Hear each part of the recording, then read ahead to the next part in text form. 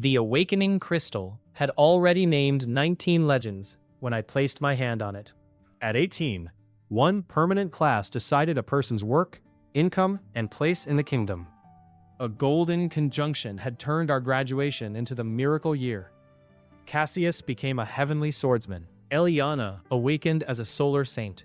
Even the laziest student received Dragon Tamer. Then the crystal beneath my palm turned the color of wet soil. Farmer. The square laughed. They saw low wages, rented land, and a lifetime serving stronger classes. A rule lay hidden inside that ordinary title. Complete a full harvest that I helped grow from seed to natural maturity. Personally finish gathering it. Receive 10,000 permanent stat points. The message would appear later. At that moment, my scholarship was gone and every guild had turned away. So I chose the one future nobody could take back. I would rather own a ruined field than spend my life kneeling on somebody else's land. Ren Vale kept his palm against the crystal for another heartbeat, waiting for a second title to appear. The word remained the same. The crystal stood on a white stone platform in the center of Red Vale Academy's ceremonial square. Sunlight shone through the floating banners overhead, each marked with the crest of a guild or noble house. Ren's reflection looked thin in the crystal surface. His academy coat hung loosely from narrow shoulders, and the natural silver lock in his black hair had fallen across his left eyebrow. His amber eyes remained fixed on the word above him. Farmer. Master Pell, the academy examiner, cleared his throat. Until that morning, Pell had called Ren one of the finest scholarship students he had taught in 20 years. Now the older man avoided looking at him. The examiner claimed there might have been a fault in the crystal and ordered Ren to remove his hand. Two assistants reset the runes. The crowd quieted, not from kindness, but because a mistake would give them another legend to celebrate. Ren touched the crystal again. Brown light spread through it. The same word returned. Farmer. A boy near the front wondered loudly whether Ren could grow legendary cabbages. Another offered to hire him to clean dragon dung once Orin received his first mount. The noble students laughed hardest because they had spent years competing with the scholarship orphan and had finally been given proof that effort could not erase birth. Cassius Rain stood beside the guild representatives in newly formed white and blue class robes. His cobalt hair, usually tied back for training, now moved in a faint wind created by the aura of the heavenly swordsman. A silver sword emblem glowed at his throat. Cassius's mouth tightened with the solemn pity reserved for a wounded horse. He said the class system was never wrong and advised Ren to accept what he had been given. Farming was honest work. A person could still live youthfully, even if he would never enter a dungeon or earn a combat rank. Ren lowered his hand from the crystal. Yesterday, Cassius had asked him to join the same adventuring party after awakening. They had trained together since their first year. Cassius had lost to him in written strategy, while Ren had lost to Cassius in every sword drill. They had once agreed that whichever of them received the better class would help the other secure a place in a guild. The agreement had lasted until one of them no longer seemed useful. Eliana Verne remained near the platform steps. Her long golden hair caught the sunlight so brightly that it almost matched the halo hovering behind her head. Violet eyes followed Ren as he walked down. She did not offer false comfort. She only moved aside before Master Pell would order him to leave the space reserved for awakened combatants. That small courtesy was the kindest thing anyone did for him that morning. The ceremony continued beneath the gold conjunction that had turned an ordinary graduation into a royal spectacle. Scribes kept recounting the 19 legendary names because no academy record contained anything similar. Representatives from the Crown Vanguard presented Cassius with a practice blade worth more than Ren had earned in 3 years of academy stipends. The Temple of Dawn offered Eliana private tutors and a townhouse in the capital. Orin received an advance of 30 gold crowns from the Royal Beast Guild, though he had never cared for an animal larger than a lazy academy cat. Ren was summoned to the bursar's office before the celebration ended. The bursar, a narrow man named Hob, had already placed Ren's belongings in a wooden crate. Hob explained that academy scholarships covered only students whose classes served the military, administration, temple, or licensed guilds. An ordinary agricultural class did not qualify for advanced instruction. Ren's room, meal token, and uniform allowance would end at sunset. Ren pointed out that the term had 6 weeks remaining, and that the scholarship agreement did not mention immediate cancellation after awakening. Hob slid the contract across the desk and tapped a clause near the bottom. The Academy retained discretion to end support when a student's expected public value fell below the cost of education. Ren read it twice. The words were legal. They were also vague enough to mean whatever the Academy wanted. His weakness had never been numbers, field tactics, or hard work. Contracts were different. A single harmless sentence could conceal a blade, and rich people seemed to spend their lives learning where to hide them. He closed the document and asked whether the Academy owed him the final portion of his spring stipend. Hob looked disappointed that he had remembered. After checking 3 ledgers, the bursar handed him 28 silver marks.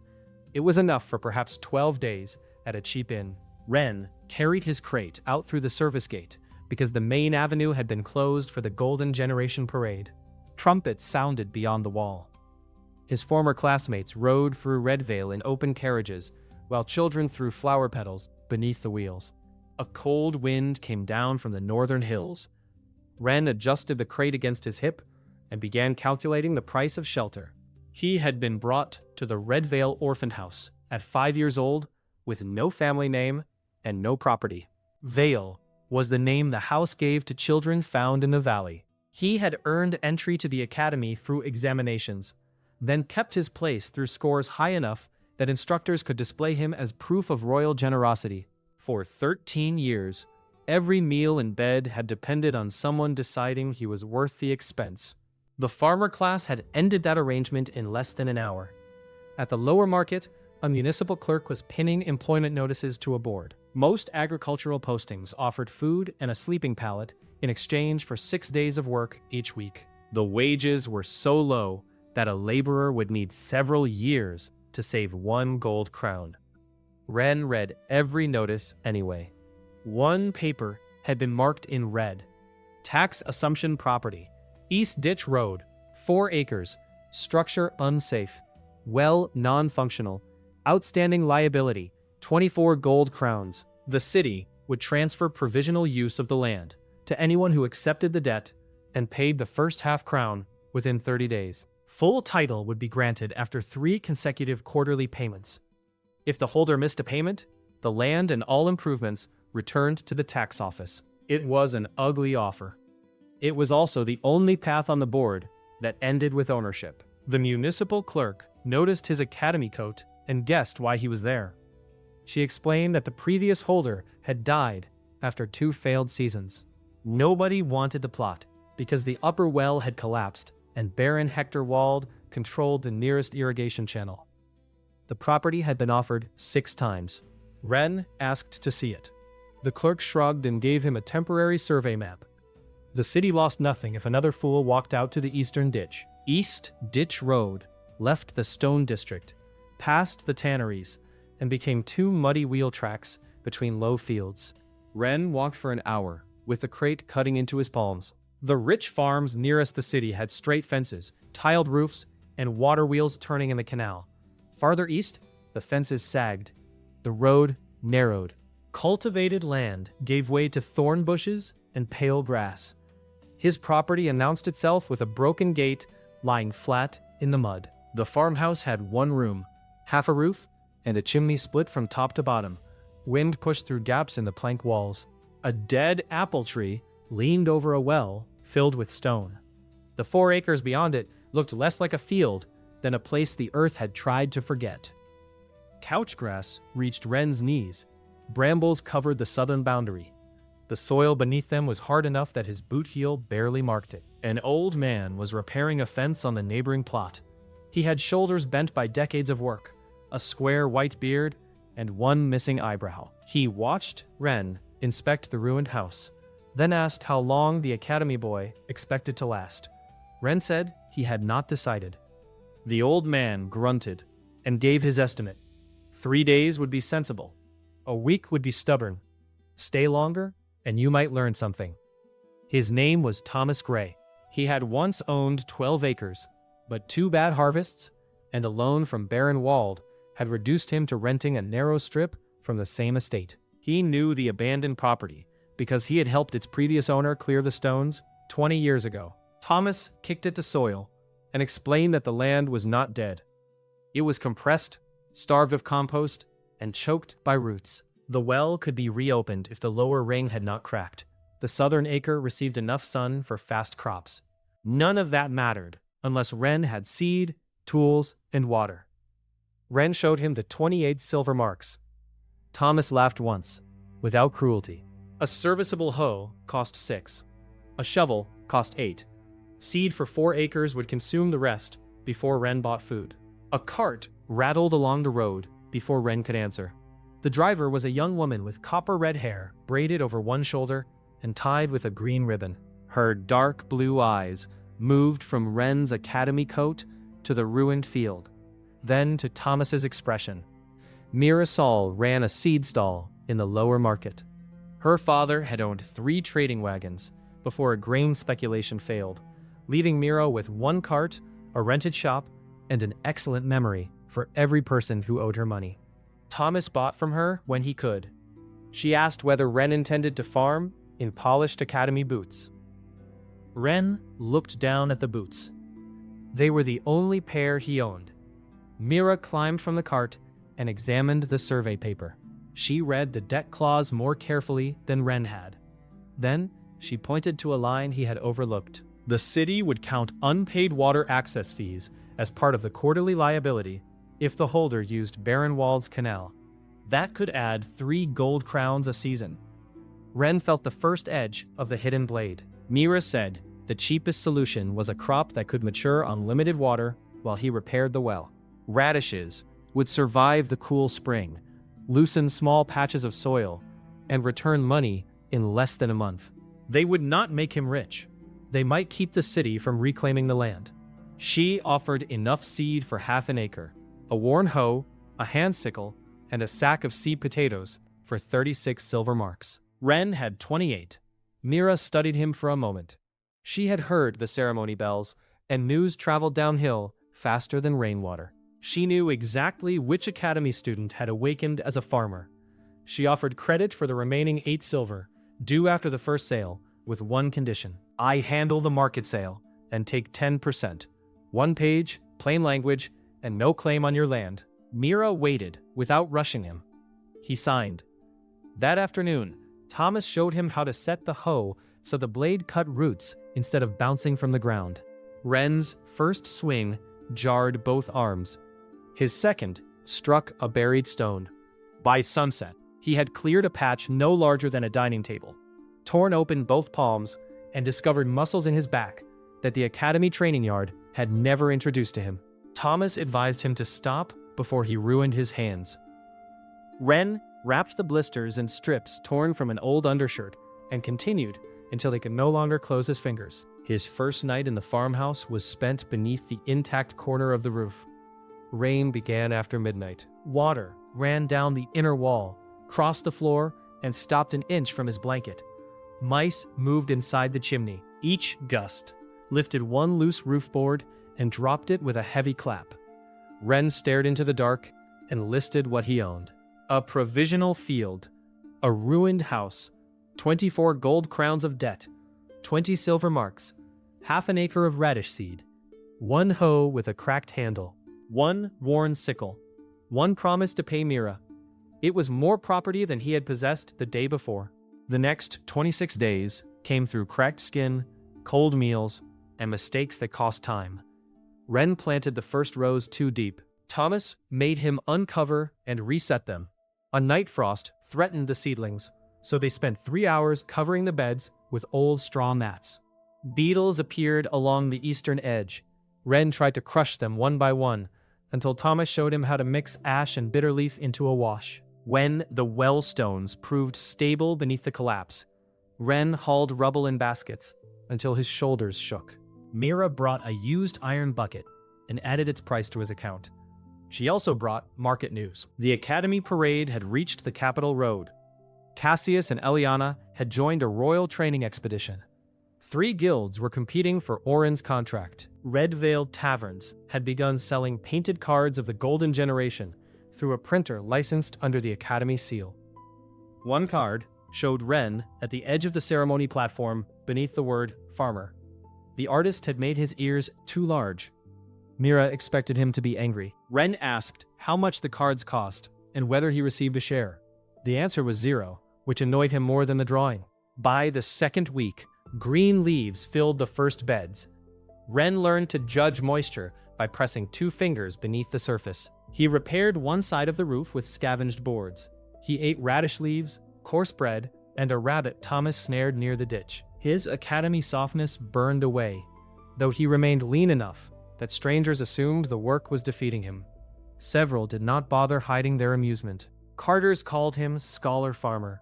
Boys from the eastern cottages leaned on the fence and asked when his legendary vegetables would hatch. Ren ignored them because mockery did not damage roots. On the 26th morning, Thomas crouched beside the nearest row and pulled one plant. A round red bulb emerged from the soil, firm and clean. He cut it open with his thumbnail, examined the white center, and declared the field ready. Mira arrived with baskets before sunrise. She had arranged a stall and 2 restaurant buyers. Thomas expected the half-acre to take most of the day, with 3 people. Ren knelt at the first row. The work had a rhythm different from clearing land. Grip the leaves low. Pull straight to avoid breaking the root. Shake loose soil back into the bed. Trim the tops with the worn hand sickle. Sort damaged bulbs from sale quality. Fill the basket without crushing the lower layer. They worked beneath a pale sky, while the smell of turned earth rose around them. Ren's back tightened before noon. The old blisters had become calluses, but fresh pain formed along his thumbs. He kept going because rain clouds were building over the northern hills. Near sunset, only 1 short row remained.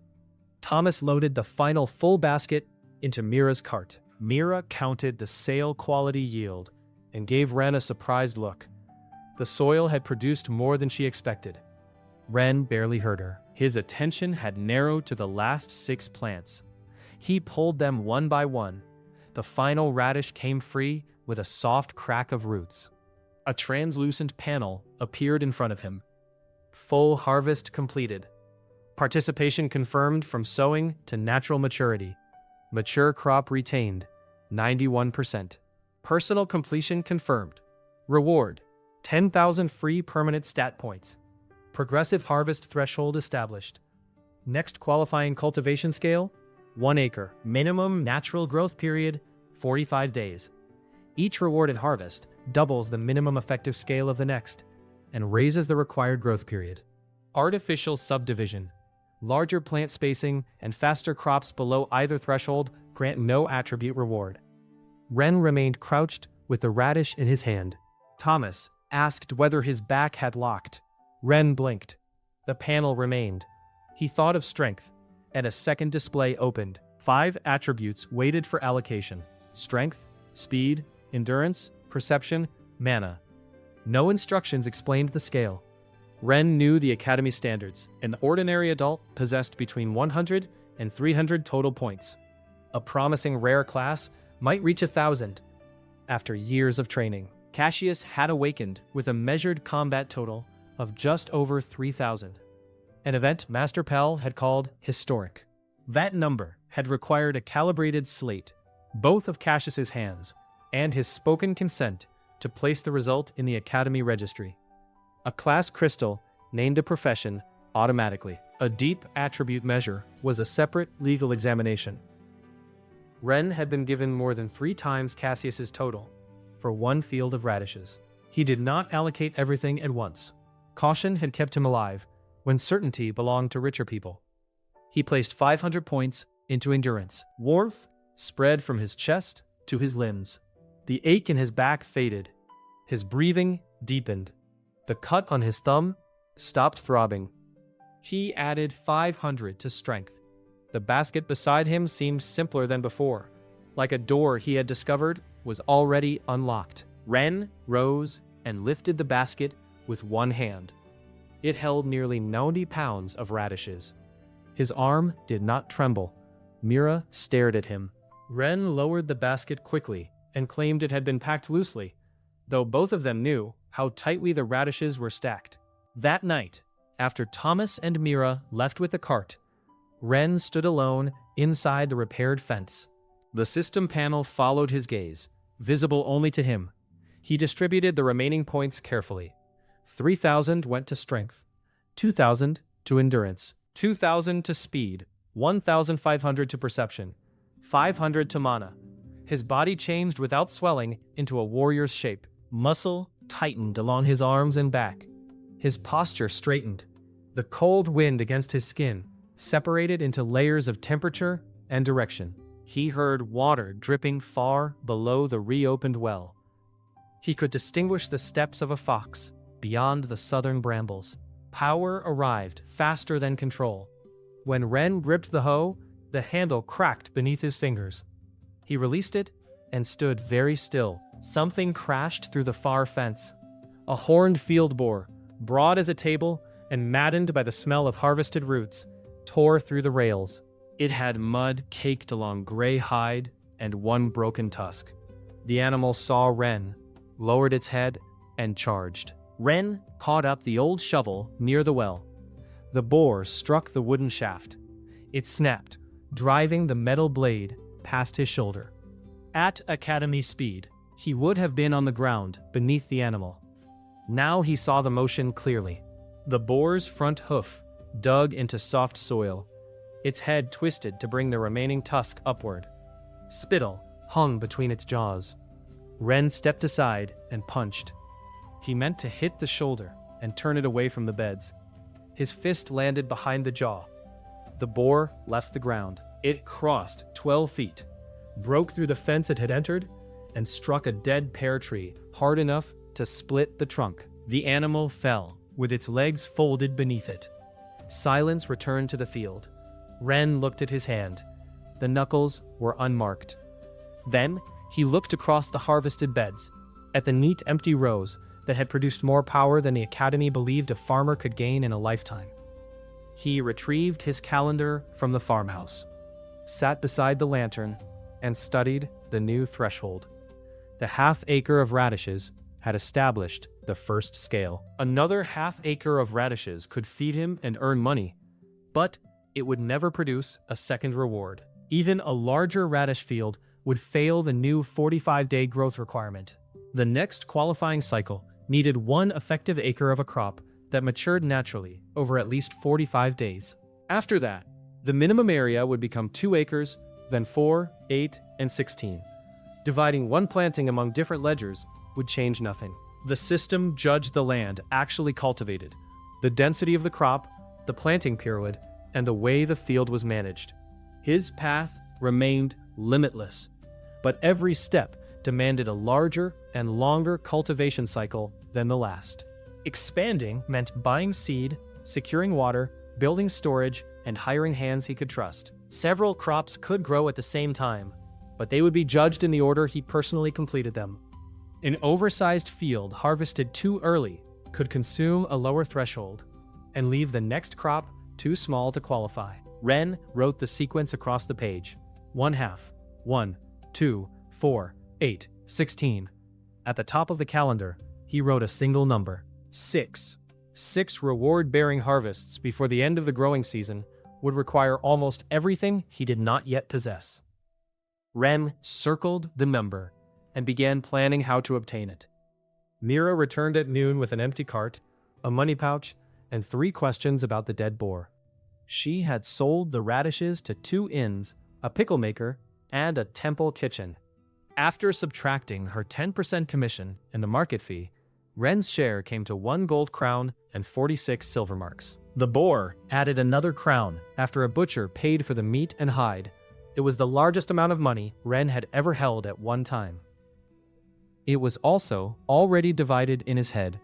He paid Mira the 8 silver he owed for the first seed. He set aside half a crown for the first city payment, bought bean seed and barley seed, ordered a heavier hoe with an ashwood handle and paid Thomas for 6 days of instruction. Thomas tried to refuse the last payment. Ren insisted. Advice that kept a crop alive was labor, and Ren wanted no favors that could later be turned into claims. Mira carried the half-crown to the tax office before it closed and returned with a stamped receipt confirming the provisional title for the first quarter.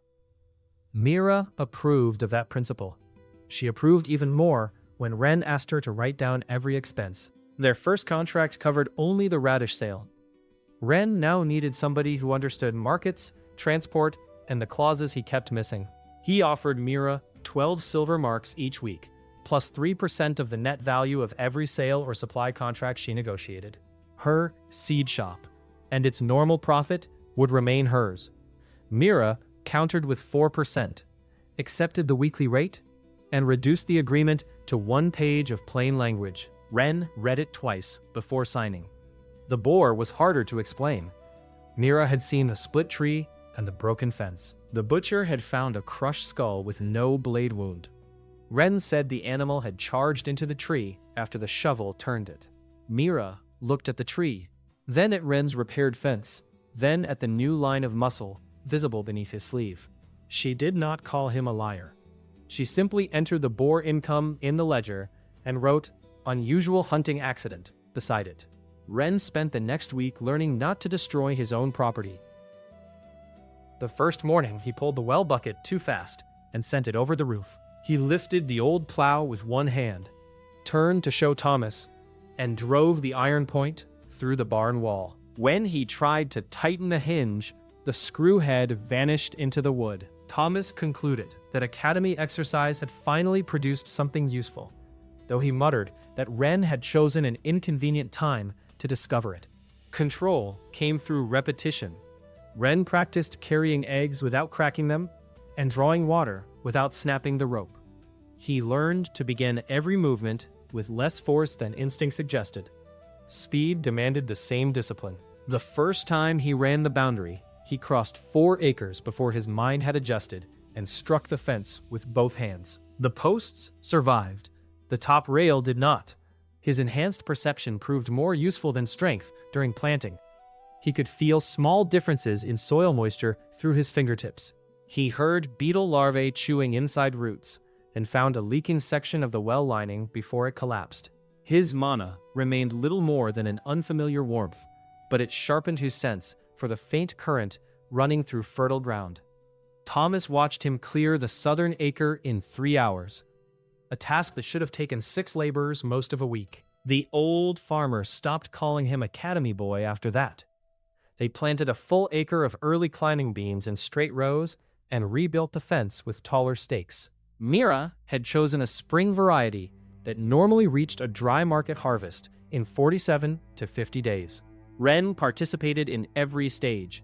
He opened every furrow, dropped seed along half the rows, covered the soil, and helped set the poles. When he later hired 2 widows from the eastern cottages to weed twice a week, the system showed no objection. The crop remained 1 cycle under his ownership and labor.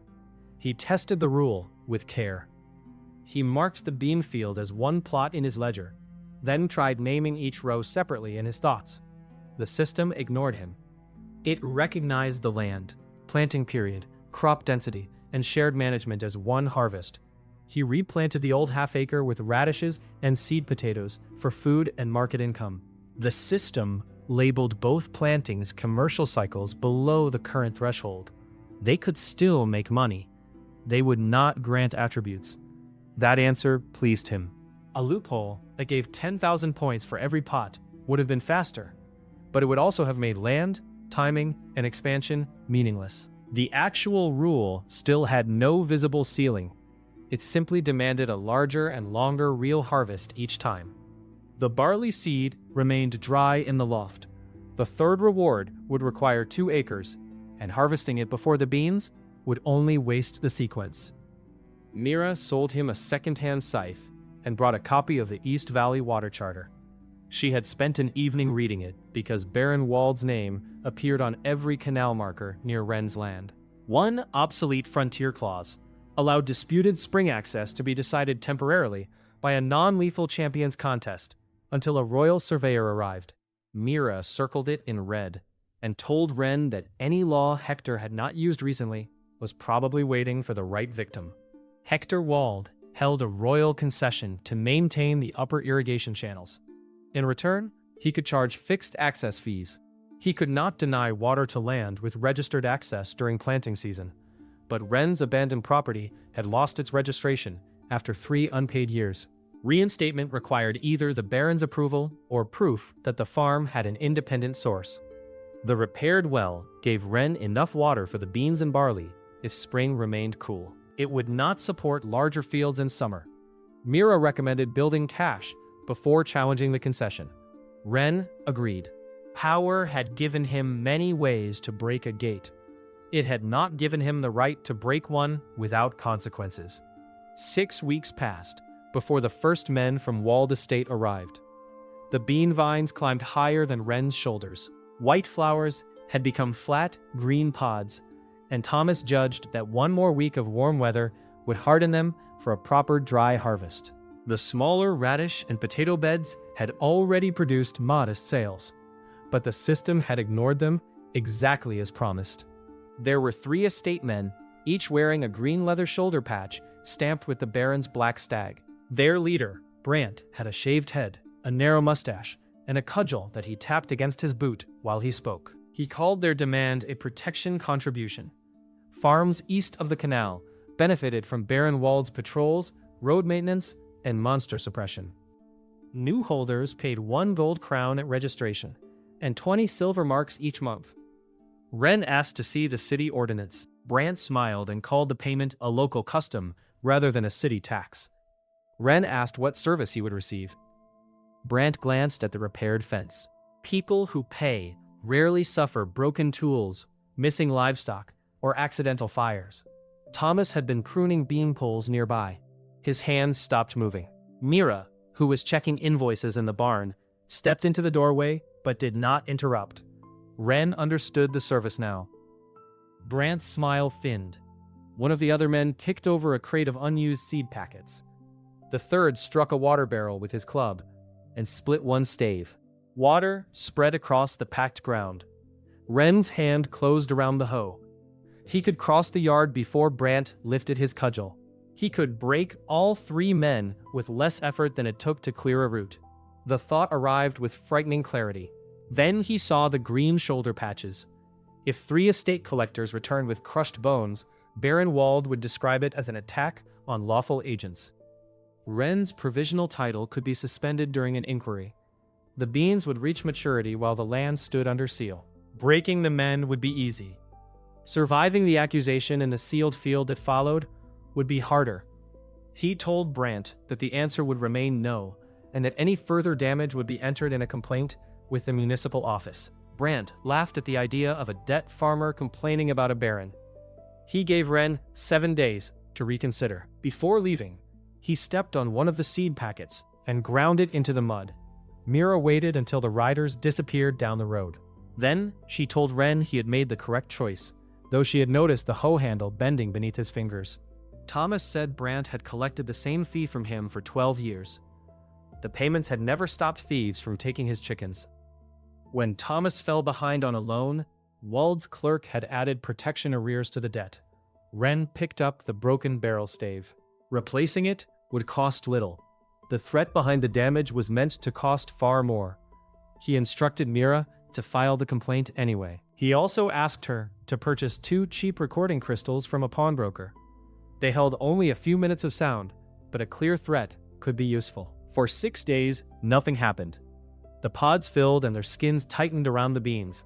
Ren repaired the barrel and reinforced the farmhouse door. He moved his bed into the barn loft, where he could see the field through a gap beneath the roof. Thomas tested the crop each morning and expected natural maturity after the next warm rain.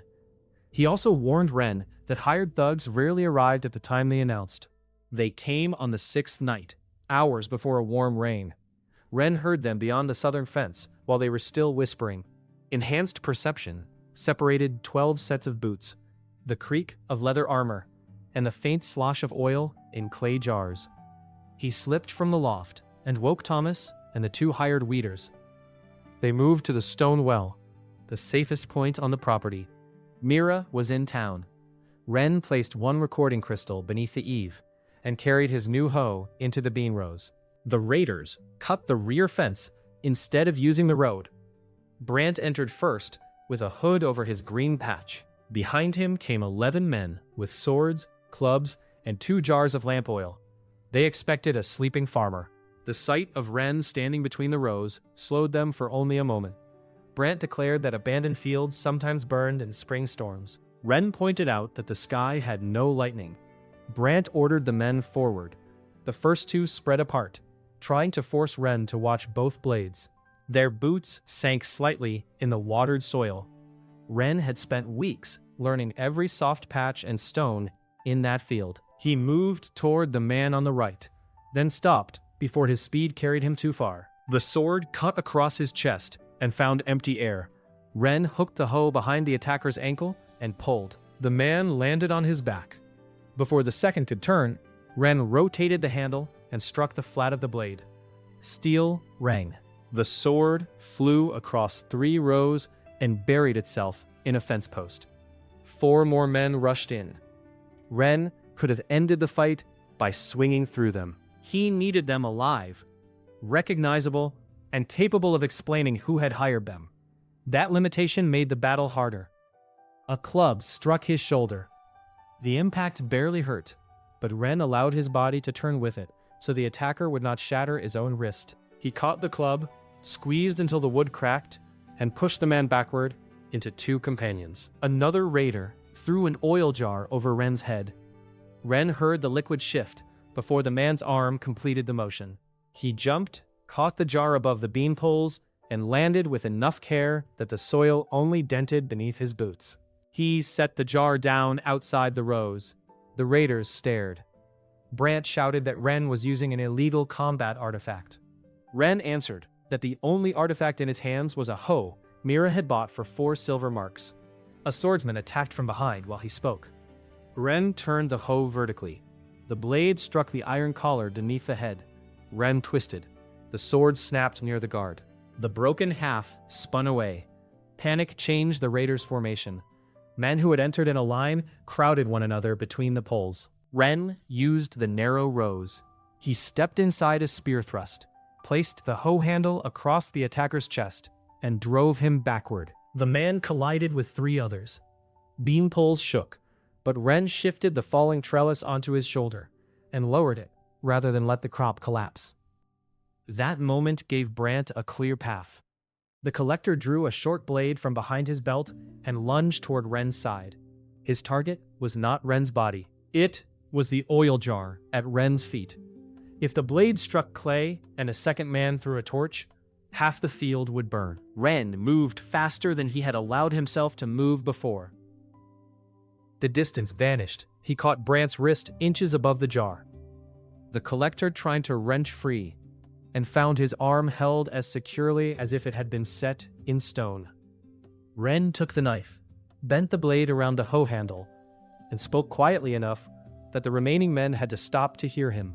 "Leave with bruises, or stay until the city watch arrives," Ren said. "Touch the crop, and you leave on a cart." Brant spat at his boots. Ren threw him through the open gate. The collector crossed the yard, landed in a mound of old compost, and disappeared shoulder deep. Nobody else chose to stay. The raiders slid through the rear fence. 2 dragged injured companions. One forgot his boots in the mud and ran barefoot. Ren did not pursue past the boundary. He collected their weapons, sealed the oil jars, and retrieved the recording crystal. It held Brant's voice, his threat, and the order to burn the field. The city watch arrived near dawn. Captain Joran Ors was a broad woman with iron-gray hair cut to her jaw and a scar across her chin. Baron Wald controlled much of the rural patrol budget, but the Central Watch answered to Red Vale's charter and the crown. Ors listened to the crystal twice. She inspected the cut fence, the oil, and the abandoned weapons. Brant had already vanished from his usual lodging. The captain warned Ren that testimony against a baron's employee would move slowly, especially while the men themselves remained missing. She still entered the complaint into the city record. That was enough for the moment. If Wald later claimed Ren had attacked without cause, the record would already exist. The beams reached maturity the following afternoon. Rain had washed the air clean. Ren, Thomas, and the two workers began at sunrise. They moved down the rows with baskets tied at their waists, picking full pods and leaving immature ones only where the plants had not reached natural readiness. Damage from the fight was limited to 3 trellises. More than 90% of the crop had survived. Ren gathered the final section alone, while Thomas weighed the baskets. When the last mature pod came free, the familiar panel appeared. Full harvest completed. Mature crop retained, 93%. Reward, 10,000 free permanent stat points. Next qualifying cultivation scale, 2 acres. Minimum natural growth period, 55 days. Total harvest reward earned, 20,000. Ren directed the new points into speed, endurance, perception, and strength, with a smaller amount to mana. The change passed through him like a deep breath drawn by every muscle at once. The rain seemed to slow. He could follow individual drops running from the barn roof. Sounds from the road arrived with exact distance and direction. Thomas dropped a full basket when a handle tore loose.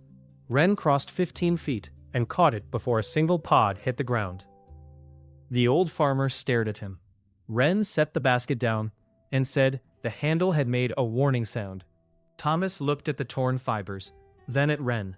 He replied that his hearing must be legendary. Mira sold the beans for 3 gold crowns and 60 silver marks, helped by a shortage in the Western District. Ren paid wages and Mira's contracted share, bought lumber for the house, and placed 2 crowns toward the old debt. He also leased a narrow neighboring strip from a widow whose sons had joined the road crews.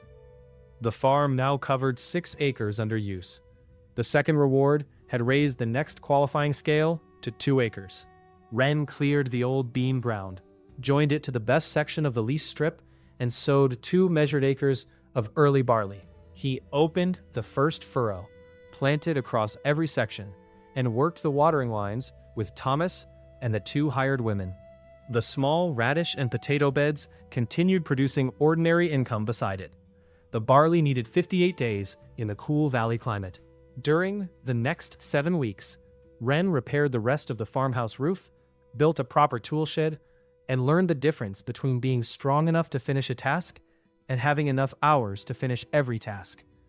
Captain Orse's complaint against Brant remained open. The collector and several raiders had disappeared from their usual lodgings, which made the recording useful, but not yet sufficient for an arrest higher up the chain. 3 mornings before Thomas expected the barley to begin its final hardening, the well level began falling. At first, Thomas blamed the dry weather. Ren lowered himself into the shaft and found that the underground seep had slowed to a trickle. He followed the sound through the stone lining and discovered fresh mortar packed into an old side opening. Someone had blocked the feeder passage from outside. At the same time, the shallow ditch from the upper canal went dry. A letter arrived by mounted courier before noon. Baron Hector Wald expressed concern about unauthorized violence on East Ditch Road. He offered to restore proper irrigation and overlooked the protection dispute if Ren signed a partnership agreement. Mira read the document at the kitchen table. The first page granted Wald half the farm's future produce in exchange for water access. The 4th page allowed the Baron to assume ownership of all land and structures if delivery fell short for any reason, including weather, pests, theft, or monster attack. Ren asked how quickly the barley would fail. Thomas pressed a thumb into the soil. 5 hot days would reduce the yield. 10 could ruin the crop. The Baron's messenger waited outside with a pen. Ren folded the contract, placed it back in its envelope, and returned it unsigned. He had enough strength to break every gate on Wald's Canal. Instead, he asked Thomas about the oldest watercourse in the valley. Thomas remembered the relief channel because his grandfather had helped seal it. Before Baron Wald's family gained the irrigation concession, Red Vale's eastern farms had drawn spring water through a stone conduit beneath the hills. An earthquake collapsed the upper tunnel 40 years earlier. The city chose to expand the surface canal rather than pay to clear it. and the old entrance disappeared behind thorn and shale. The channel still crossed beneath Ren's property. If even part of the spring remained open above the collapse, restoring it would establish an independent source under the city charter. Thomas found the entrance by lining up 3 landmarks that no longer looked as his grandfather had described them. A lightning scar on an oak had become a hollow trunk. A shepherd's shrine was only a square of foundation stones. The final marker, a split boulder, lay half buried at the base of the northern slope. Ren heard water behind it. The entrance had been packed with stone, soil, and rotted support beams. Thomas estimated that a proper crew would need a month, along with braces, carts, and a surveyor. The barley had less than a week. Ren bought every sound timber Mira could locate that afternoon. He paid 2 quarrymen to show him how to read cracks in the rock and where not to strike. At sunset, he entered the tunnel with a lamp, a short hammer, and enough food for 1 night. Strength made excavation possible. Perception kept it from becoming suicide. He could hear the hollow spaces behind rubble and feel air moving through seams. He broke large stones along existing fractures, rather than smashing them blindly. When a ceiling slab shifted, he held it on one shoulder while sliding a support into place. Mud reached his knees. Dust filled his mouth. Twice, he retreated, because the tunnel settled around him with a sound like distant thunder. Near midnight, he found the first major collapse. 20 feet of roof had fallen into the conduit. Water pressed behind the blockage, leaking through at ankle depth. Ren could have punched through the center. The released water would have hit him like a battering ram and torn away the unsupported sides. He dug a narrow drainage groove first. The stream grew from a thread to a steady flow. He widened it a hand at a time, allowing pressure to fall. Then, he lifted stones and carried them out 2 at once, moving fast enough that Thomas and the quarrymen outside could barely clear the carts. Dawn touched the entrance when the last slab came free. Cold spring water surged through the conduit. Ren braced against it, guided the first rush into the old channel bed, and followed as the flow ran downhill beneath the fields. By mid-morning, water spilled from a stone mouth near his barley. Thomas stood ankle-deep in the ditch with both hands on his hips. For the first time since Ren had met him, the old farmer looked unable to find a complaint. Mira filed an independent source declaration before Baron Wald's office opened. The city surveyor inspected the flowing channel and stamped the document. Wald could contest it in court, but he could no longer add canal fees or legally block the water. The Baron's messenger returned that afternoon and found Ren repairing the tunnel mouth. He watched Ren lift a stone heavier than a wagon axle, decided not to deliver the threat he had rehearsed, and left the letter in the gate. Ren Vale began talking about the Eastern Farm for reasons beyond a beaten gang. Some stories claimed Ren had hired dwarven engineers. Others said the old channel had opened because his farmer class allowed him to command underground rivers. Ren corrected nobody. An inaccurate mystery was safer than the truth. The barley ripened under clear skies. Before Ren could harvest it, the golden generation returned to Red Vale. Their first licensed expedition had cleared a nest of glass scorpions from the northern quarry. The victory was real. 6 miners had been trapped, and Cassius's group brought all of them home alive. The city received the young adventurers with bells, banners, and another parade along the central market. Ren came to town that morning in mud-stained work clothes, carrying 2 sacks of bean flour and a crate of preserved radishes for Mira's stall. His silver lock had grown long enough to fall over one eye, and months outdoors had darkened his skin. He looked stronger than at the ceremony, but the loose brown shirt hid most of the change. Cassius noticed him while stepping down from a white gilt carriage. The heavenly swordsman looked exactly as the painted cards promised. A fitted coat of blue scale covered his torso. A pale cloak hung from one shoulder. The sword at his hip carried a sky crystal in the pommel, and a fresh line across his cheek gave him the appearance of someone who had earned his fame rather than purchased it. Cassius greeted Ren with restrained surprise. He had apparently heard that Ren accepted the abandoned field, but assumed he would have left by now. When Ren said the land was producing, Cassius looked at the sacks and offered congratulations with the same careful tone one might use for a child who had tied his own boots. He suggested that Ren apply to manage supplies for the Crown Vanguard. A reliable quartermaster could live comfortably, and Cassius could mention his academy scores to the recruiting officer. Ren asked whether the post included ownership of the warehouse. When Cassius admitted that it did not, Ren declined. Cassius frowned, less offended than confused. To him, protection beneath a great guild was freedom. To Ren, it was another room whose key could be taken away. Eliana joined them before the conversation hardened. Her golden hair was braided into a crown beneath a white hood, and a small sun disk floated near her shoulder. She carried herself with more calm than she had at the ceremony, though fatigue shadowed her violet eyes. She asked about Ren's field without pity. Her attention shifted to the calluses on his hands, and the way he moved to the flour sacks as if they were empty. Ren noticed the question forming and changed the subject to the rescued miners. Eliana accepted the diversion. Cassius did not notice it. Orin, Vex, arrived with the rest of the group and a young cliff drake walking on a chain. The creature was only horse-sized, but its rust-red wings drew half the market. Orin had dyed the ends of his dark hair crimson to match it. He laughed when he saw Ren and asked whether the farmer class had produced any legendary turnips. Mira answered from her stall that Ren's ordinary vegetables had sold out twice, while Orin's painted portrait cards were already being discounted. Orin looked at the price board and discovered she was correct. Ren left before the parade began. The barley mattered more than watching people celebrate a future he no longer wanted. Thomas and the workers had already started at the western end. The crop covered 2 measured acres, gold-green beneath the afternoon sun.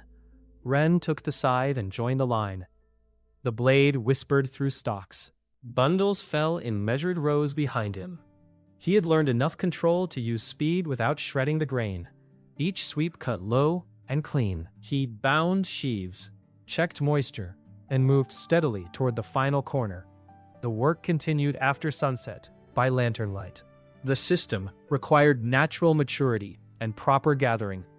Ren would not risk rain by leaving the last rows overnight. He cut the final handful shortly before midnight. Full harvest completed. Mature crop retained, 96%. Reward, 10,000 free permanent stat points. Next qualifying cultivation scale, 4 acres. Minimum natural growth period, 60 days. Total harvest reward earned, 30,000. Ren placed more of the third reward into speed and perception. He added enough mana to improve his sense of the currents within soil and living things, though the attribute still gave him no spell. The rest strengthened his body evenly. The world sharpened until he could hear field mice beneath 3 feet of earth. He saw tiny stress lines in the scythe blade. When he looked toward Red Vale, miles away, individual lanterns along the wall no longer blurred together. A horn sounded from the city, followed by a second call that carried one unmistakable meaning. Monster alarm. Ren reached the market road before Thomas finished asking where he was going. The distance that had taken an hour on his first day vanished beneath him. He kept to the ditch, so no traveler saw more than a dark shape passing through grain. As he neared the outer houses, screams rose above the alarm bells. An iron tusk boar had broken from the northern wood and entered through the livestock gate. The creature had not appeared from nowhere.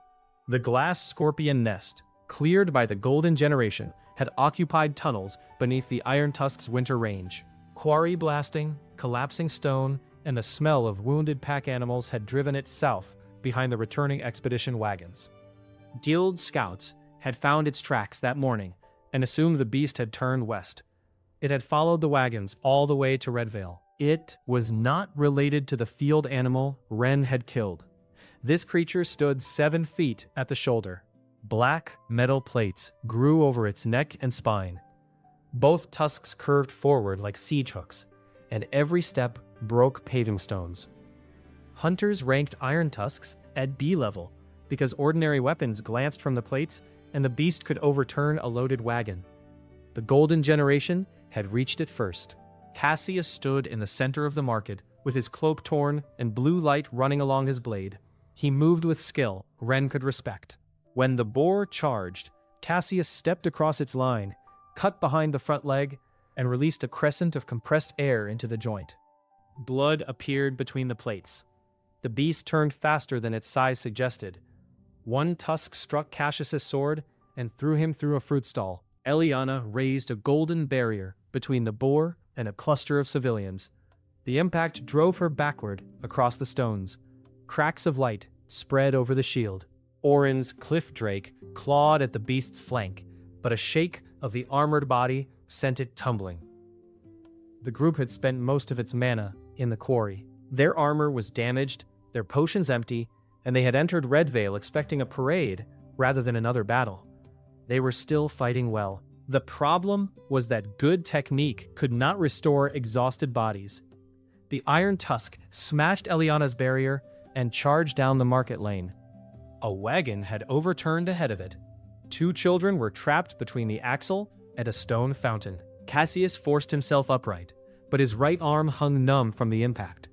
Ren reached Mira's stall as the beast lowered its head. He set down the empty grain sack still tied across his back and took his own sickle from behind Mira's counter. He had left it with her that morning so the market sharpener could reset the edge. It was a plain harvest tool with a curved iron blade. Mira started to warn him that it was not made for armor. Ren was already moving. The iron tusk filled the lane. Its hooves struck sparks from stone. Ren saw the plates along its neck lift and settle with each breath. Beneath the jaw, where the front armor overlapped, a narrow strip of dark hide appeared for less than half a second. Cassius attacked from the side to turn the beast. His weakened sky cut struck the shoulder and burst against metal. The boar twisted toward him. That exposed the seam. Ren planted one foot on the fountain rim, jumped over the lowered tusk, and passed beneath the creature's jaw. He did not swing at the armor. He drove the sickle through the open strip, hooked the blade behind the neck, and carried his momentum across. The iron blade should have broken. 30,000 permanent points supplied more force than the tool had ever been designed to bear. Ren controlled the angle, so the edge remained aligned. Metal screamed across bone. He landed on the far side. The iron tusk took 2 more steps. Its front legs folded. The armored head struck the street hard enough to crack the paving, and the body slid to a stop inches from the overturned wagon. Ren looked at the sickle. The blade had bent almost straight. The market had gone quiet, except for the frightened breathing of Orin's drake. Cassius pushed himself from the wrecked stall. Blood ran from his cheek. He looked from the dead monster to Ren's work clothes, then to the ruined tool in his hand. Orin remained seated beside his drake with both palms on the ground. A guild officer slowly lowered the spear he had not had time to use. One of the trapped children crawled from beneath the wagon and touched the boar's tusk, as if confirming it was real. Eliana watched Ren rather than the corpse. Her violet eyes moved once to the seam beneath the jaw. She understood that he had seen an opening none of them had noticed. Cassius stared at him. How did a farmer do that? Ren bent the sickle the rest of the way, testing the damaged metal. Heavy work. Mira reached them with her ledger tucked under one arm. Then she informed the guild officer that the monster had destroyed 2 sacks belonging to Ren, and that salvage law gave the killer first claim to the carcass. The officer was too stunned to argue. Ren claimed the iron tusk. By evening, every tavern in Ren Vale had a different version of the story. In one, Ren had strangled the monster with a belt. In another, the sickle was a disguised royal artifact. A third claimed the Golden Generation had weakened the beast deliberately so their old classmate could land the final blow. Cassius did not support that version. He told the guild examiner exactly what had happened. The examiner asked Ren to submit to a deep attribute measure. Red Vale law allowed that test only with consent, unless a person was charged with using a forbidden artifact or concealed class in a crime. The process would place every measured attribute in the guild registry and attach service restrictions to any official combat rank. Mira read the consent sheet before Ren touched it. The third page allowed the guild to summon a registered combatant during regional emergencies and claim a portion of monster salvage, obtained with measured abilities. Ren declined.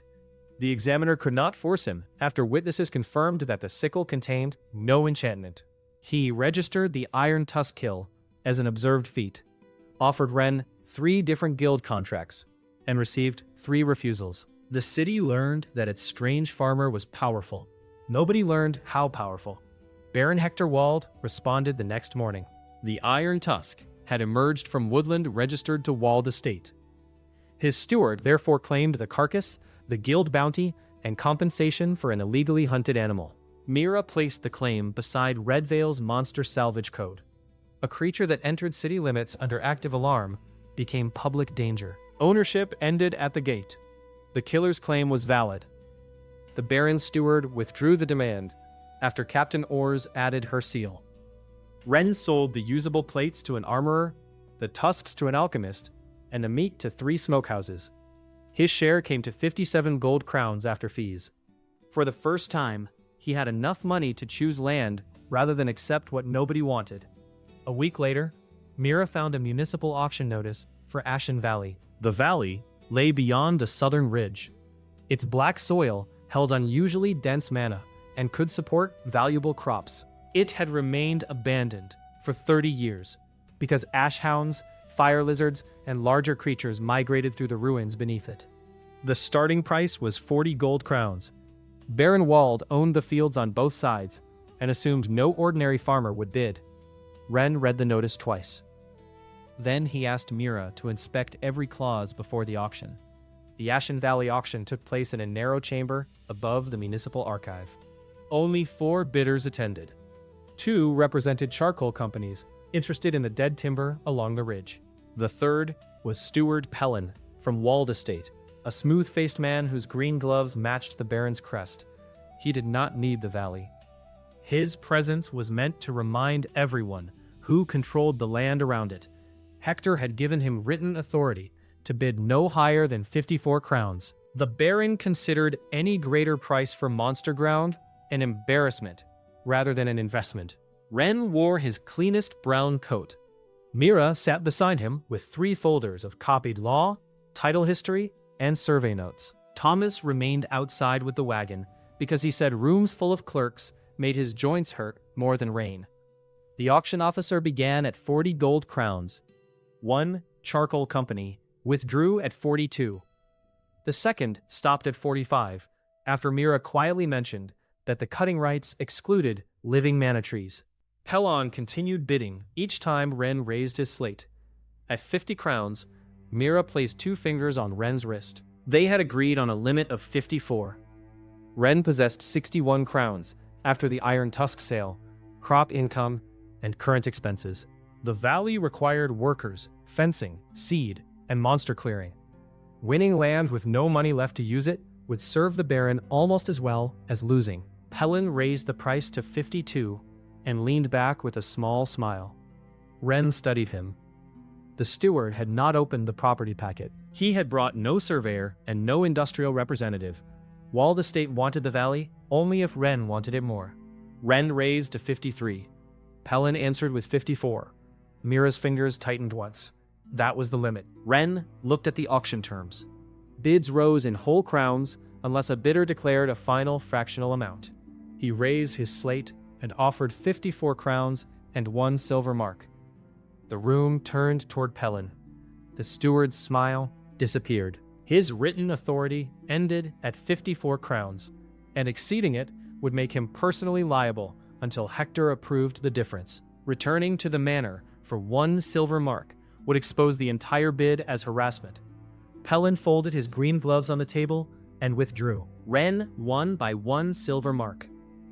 Mira waited until the title officer stamped the sale before allowing herself to breathe. She then pointed out that Ren had 6 crowns and 99 silver left, 3 workers waiting for wages, her own weekly fee due in 4 days, and no legal right to complain when the next month became uncomfortable. Ren agreed.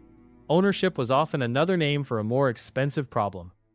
The deed itself was strong. Ashen Valley had been seized by the city from an extinct mining company, so Baron Wald held no inherited claim. It included the central basin, the ruined watch station, and any water source rising within the surveyed boundary.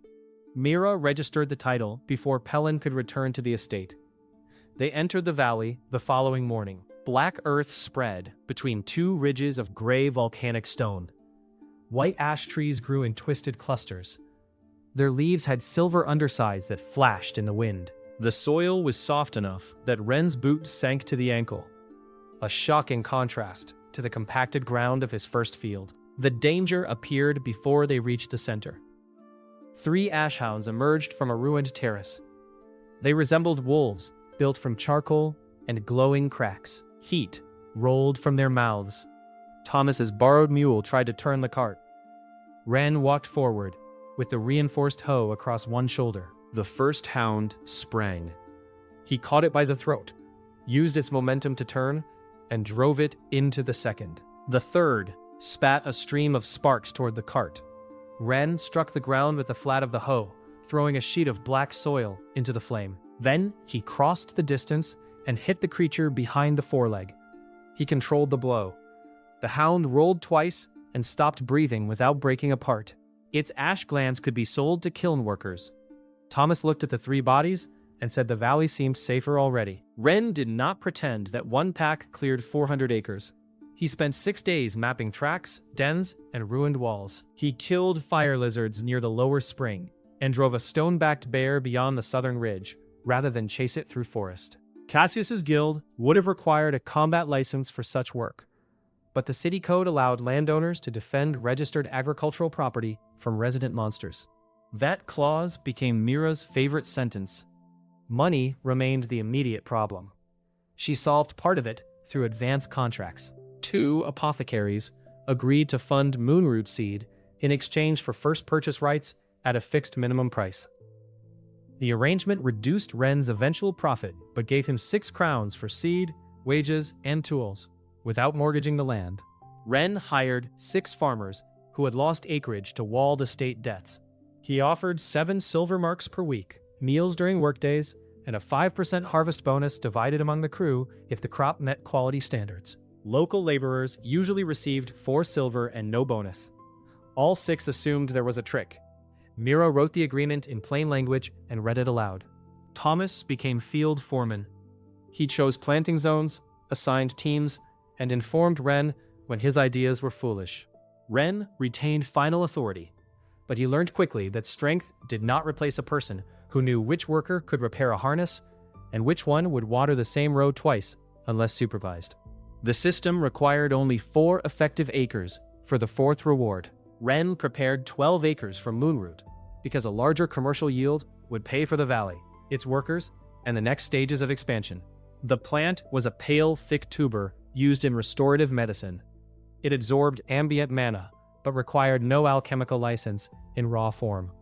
It hated standing water, attracted glass beetles, and lost value if harvested after the silver veins on its leaves turned blue. Ren opened the first furrows himself, planted across every section, and worked beside each crew during the growing cycle. The system marked the entire 12-acre planting as one harvest. It exceeded the 4-acre threshold, but the surplus acreage did not advance the next tier. Expansion increased output and money. It did not multiply the reward. That was acceptable. Ren needed both. The sabotage began in the 3rd week.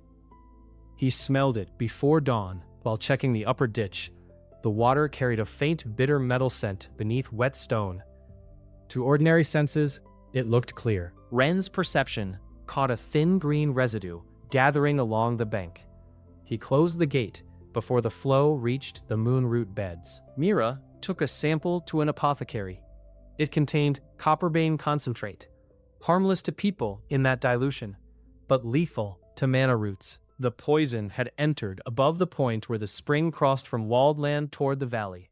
Ren could not prove who poured it. He responded by cutting a new channel entirely within his boundary. The route crossed a shelf of basalt. A normal crew would have spent weeks quarrying it. Ren broke a trench through the rock in 2 days, while Thomas set the grade, and workers lined the bottom with clay. The next attempt used glass beetles. Someone released thousands near the southern beds. Ren heard the faint scraping beneath the leaves, before the workers noticed damage. Thomas organized ash traps. Mira purchased bitter leaf powder from 3 villages. Ren spent an entire night moving through the field with lantern and basket, crushing infestations before they reached the roots. They lost 4% of the crop. Ren deliberately called up the active harvest status. The system displayed 96% viable cultivation and the same 4-acre threshold it had shown after the barley. It could count living plants and confirm scale. It did not identify the poison, kill a beetle, or tell him how to save anything. Ren had known the panel existed since the bean field, but this was the first time a precise survival count mattered enough to use it every day. The third attempt targeted paper rather than plants. A man entered the farmhouse during market day and searched Mira's locked chest. Ren returned early, after hearing the window latch from the lower field. He found the thief halfway out, with the Ashen Valley deed inside his shirt. The man carried no estate patch. He did carry 5 gold crowns minted in the same recent batch as payments from Wald's steward office. Mira knew because she had exchanged 2 coins from Pelin during the auction deposit. Captain Ors arrested the thief. He claimed he found the money on the road and refused to name an employer. Baron Wald then moved openly. A royal agricultural assessor named Caldrin arrived with 6 guards and an order to inspect illegal alchemical cultivation. If moonroot counted as a controlled reagent, Ren lacked the license and the city could seize the crop before harvest. Hector met the assessor at the valley entrance in a wine-red riding coat. His black hair was silver at both temples, and a square emerald ring flashed whenever he gestured. He expressed regret that an inexperienced young farmer had become involved with dangerous substances. Ren would have preferred a direct threat. Hector's concern sounded polished enough to survive in a court record. Mira requested the exact classification code. Caldrin produced a current list from the Royal Apothecary Office. Moonroot appeared under restorative reagents. Mira produced the agricultural schedule attached to the Frontier Tax Charter. Raw moonroot, when sold unprocessed and grown on registered farmland, appeared under medicinal food crops. The older charter carried a royal seal and had never been repealed. The assessor spent an hour comparing the texts. Hector suggested that public safety should take priority over a technicality. Mira answered that tax collection had treated moonroot as agriculture for 47 years on Wald Estate's own northern fields. She placed copies of the Baron's filings on the table. Caldrin looked at Hector. The Baron stopped expressing concern. The inspection ended with Ren's crop confirmed as legal. Caldrin also entered the poisoned water and attempted deed theft into his report. He did not accuse Wald Estate, but the existence of a royal record changed the balance. Hector could still attack. He could no longer assume nobody above Red Vale would notice. Caldrin requested a provincial warrant to inspect Wald Estate's debt ledgers, explosive purchases, and private patrol accounts. A titled frontier baron could not be searched on suspicion alone. The initial request needed a provincial magistrate and peer review in the royal chancery. Hector's council filed a jurisdiction challenge the same day, then reserved a noble appeal that could suspend execution even after approval. The first hearing alone would take 6 to 8 weeks, and the challenge could stretch the process beyond 3 months. Captain Ors placed discreet watchers on the estate roads while they waited, but she warned Ren that surveillance was not arrest authority. Moonroot reached maturity after 63 days. Silver veins spread across the broad leaves. Workers loosened the soil with forks, while Ren moved through the rows, lifting pale tubers as long as his forearm. The scent was clean and cold, almost like snow. The sabotage, beetles, and transplanting had reduced the final survival rate to 87%, still above the required threshold. Ren pulled the final root from the northern bed as sunset reddened the ash trees. Full harvest completed. Mature crop retained. 87%. Reward? 10,000 free permanent stat points. Next qualifying cultivation scale, 8 acres. Minimum natural growth period, 65 days. Total harvest reward earned, 40,000. He reinforced strength and endurance, then added speed and perception. Mana received another smaller share. The power settled more smoothly than before, because his body had adapted to earlier increases. He no longer felt like a weak frame carrying an impossible engine. Movement, balance, and force had begun to belong together. The moon route sold for 94 gold crowns after advanced deductions and transport costs. The workers received their first harvest bonus. One woman counted her share 3 times and cried behind the storehouse, where she thought nobody could see. Thomas used his to clear an old medical debt. Ren paid another large portion of the original farm liability, expanded the eastern storage barn, and ordered proper stone foundations for a new house. Baron Wald challenged the water title before the week ended. A boundary stone near the lower spring had been moved during the years of abandonment. Hector presented an estate map, placing the spring outside Ashen Valley. Ren's city deed placed it inside, until a royal surveyor arrived from the capital. The obsolete clause Mira had circled months earlier allowed temporary access to be settled by a non-lethal champions contest. Mira had disliked the rule before it possessed a face. Hector liked it enough to invoke it immediately. His champion was Garrick Thorne, an A-rank mercenary known as the Gale Pike. Garrick had spent 20 years guarding caravans through Monster Country. He was tall, thick through the chest, and wore dark mail beneath a gray coat. His enchanted spear could release bursts of wind that changed direction after the thrust. The contest took place beside the disputed spring before Cauldron, Captain Orse, 2 guild witnesses, and nearly 100 farmers. The winner would control the water until the survey. Killing the opponent meant automatic loss and criminal inquiry. Garrick examined Ren's work clothes and the plain reinforced hoe in his hands. He advised Ren to surrender before someone mistook stubbornness for courage. Ren asked whether Garrick had seen the correct boundary map. The mercenary's eyes shifted toward Hector for a fraction of a second. That was answer enough. At the signal, Garrick did not underestimate him with a careless opening. He drove the spear forward from beyond hoe range. Wind compressed around the point and struck before the metal arrived. Ren moved aside, but the blast changed angle and cut across his sleeve. The second thrust targeted his knee. The third came high, forcing him toward the spring bank. Garrick used distance well. Each retreat placed Ren on looser ground, where sudden speed risked tearing the soil beneath his feet. Ren tried to close directly. Garrick expected it. The spear butt struck Ren's ribs as the point withdrew. The impact could have broken an ordinary fighter in half. Ren barely felt pain, but the technique turned his forward force and sent him sliding through mud. The crowd reacted to the movement, not the lack of injury. Hector smiled. Ren rose and adjusted his grip. Raw speed alone let Garrick choose the exchange, because Ren had to restrain himself from causing a fatal collision. The mercenary knew how to use an opponent's approach. Ren knew how water moved through soil.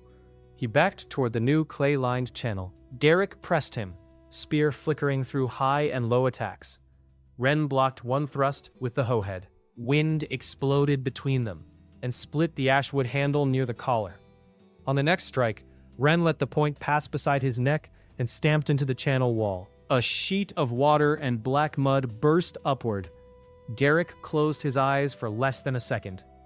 His spear aura pushed the mud aside, but Ren did not attack his body. He caught the spear behind the head. The enchantment released another wind burst into Ren's palm. Skin tore across his fingers. His grip held. Garrick rotated the shaft, attempting to lever the weapon free. Ren turned with him, instead of resisting, moved inside the long guard, and placed the broken hoe handle across the mercenary's chest. Garrick abandoned the spear and drew a short sword. Ren saw the shoulder tighten before the blade cleared its sheath. He caught Garrick's wrist, swept his rear leg, and drove the hoe handle downward. The mercenary struck the ground on his back. The broken wooden end stopped against his throat. Ren had won without landing a damaging blow. For several seconds, water ran through the channel beside them, and nobody spoke. Cauldron declared the contest complete. Ren stepped away and returned Garrick's spear. The shaft had twisted where he caught it, but the weapon remained usable. Garrick looked at his bruised wrist and then at Hector. The Baron demanded that he protest the use of altered terrain. The mercenary refused. Terrain was part of every frontier challenge. He also stated before the witnesses that Wald Stewart had shown him a map with fresh ink and instructed him to drive Ren across the old marker, where hidden riders would claim Ren had invaded estate land after losing. Hector called him a paid liar. Garrick answered that he had been paid by Hector. The confession lacked the authority to strip a baron's title, but it destroyed Hector's temporary claim and added another entry to Caldron's royal report. Ren retained the spring. 2 days later, workers clearing the northern terraces of Ashen Valley found a slab beneath the roots of a dead ash tree. The stone bore 4 circles, each carved with leaves, flame, falling rain, and snow. Ren lifted the slab. A stair descended into darkness. At the bottom stood a gate of black stone set into the earth.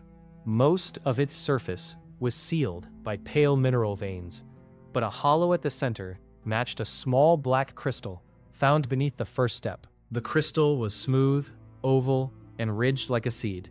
Ren picked it up. The ground trembled. Far beyond the sealed gate, something gave a low, enormous roar.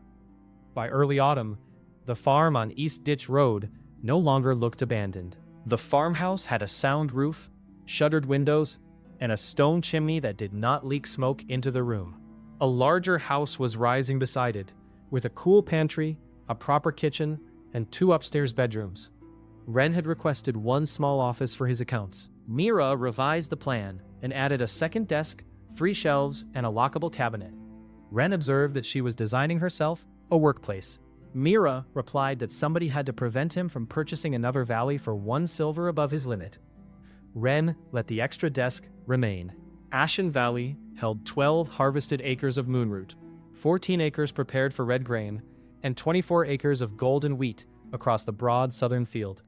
20 workers now lived in repaired cottages along the ridge.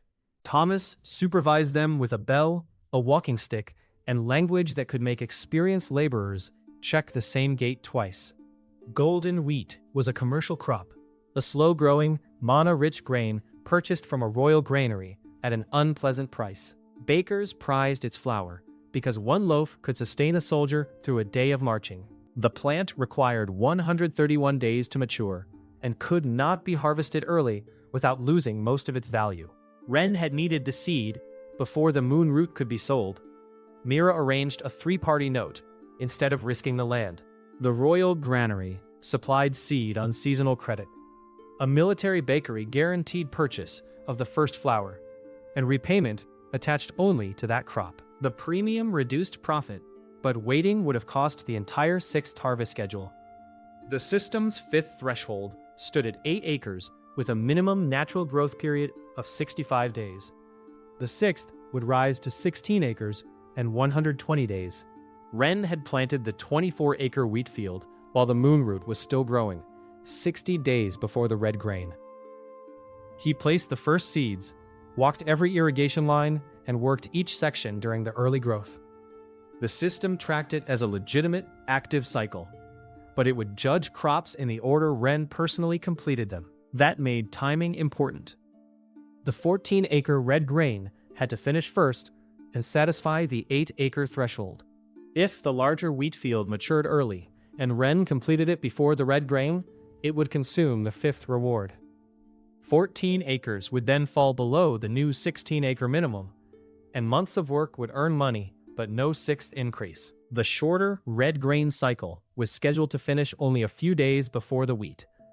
Ren had considered planting a reserve field for a 7th reward.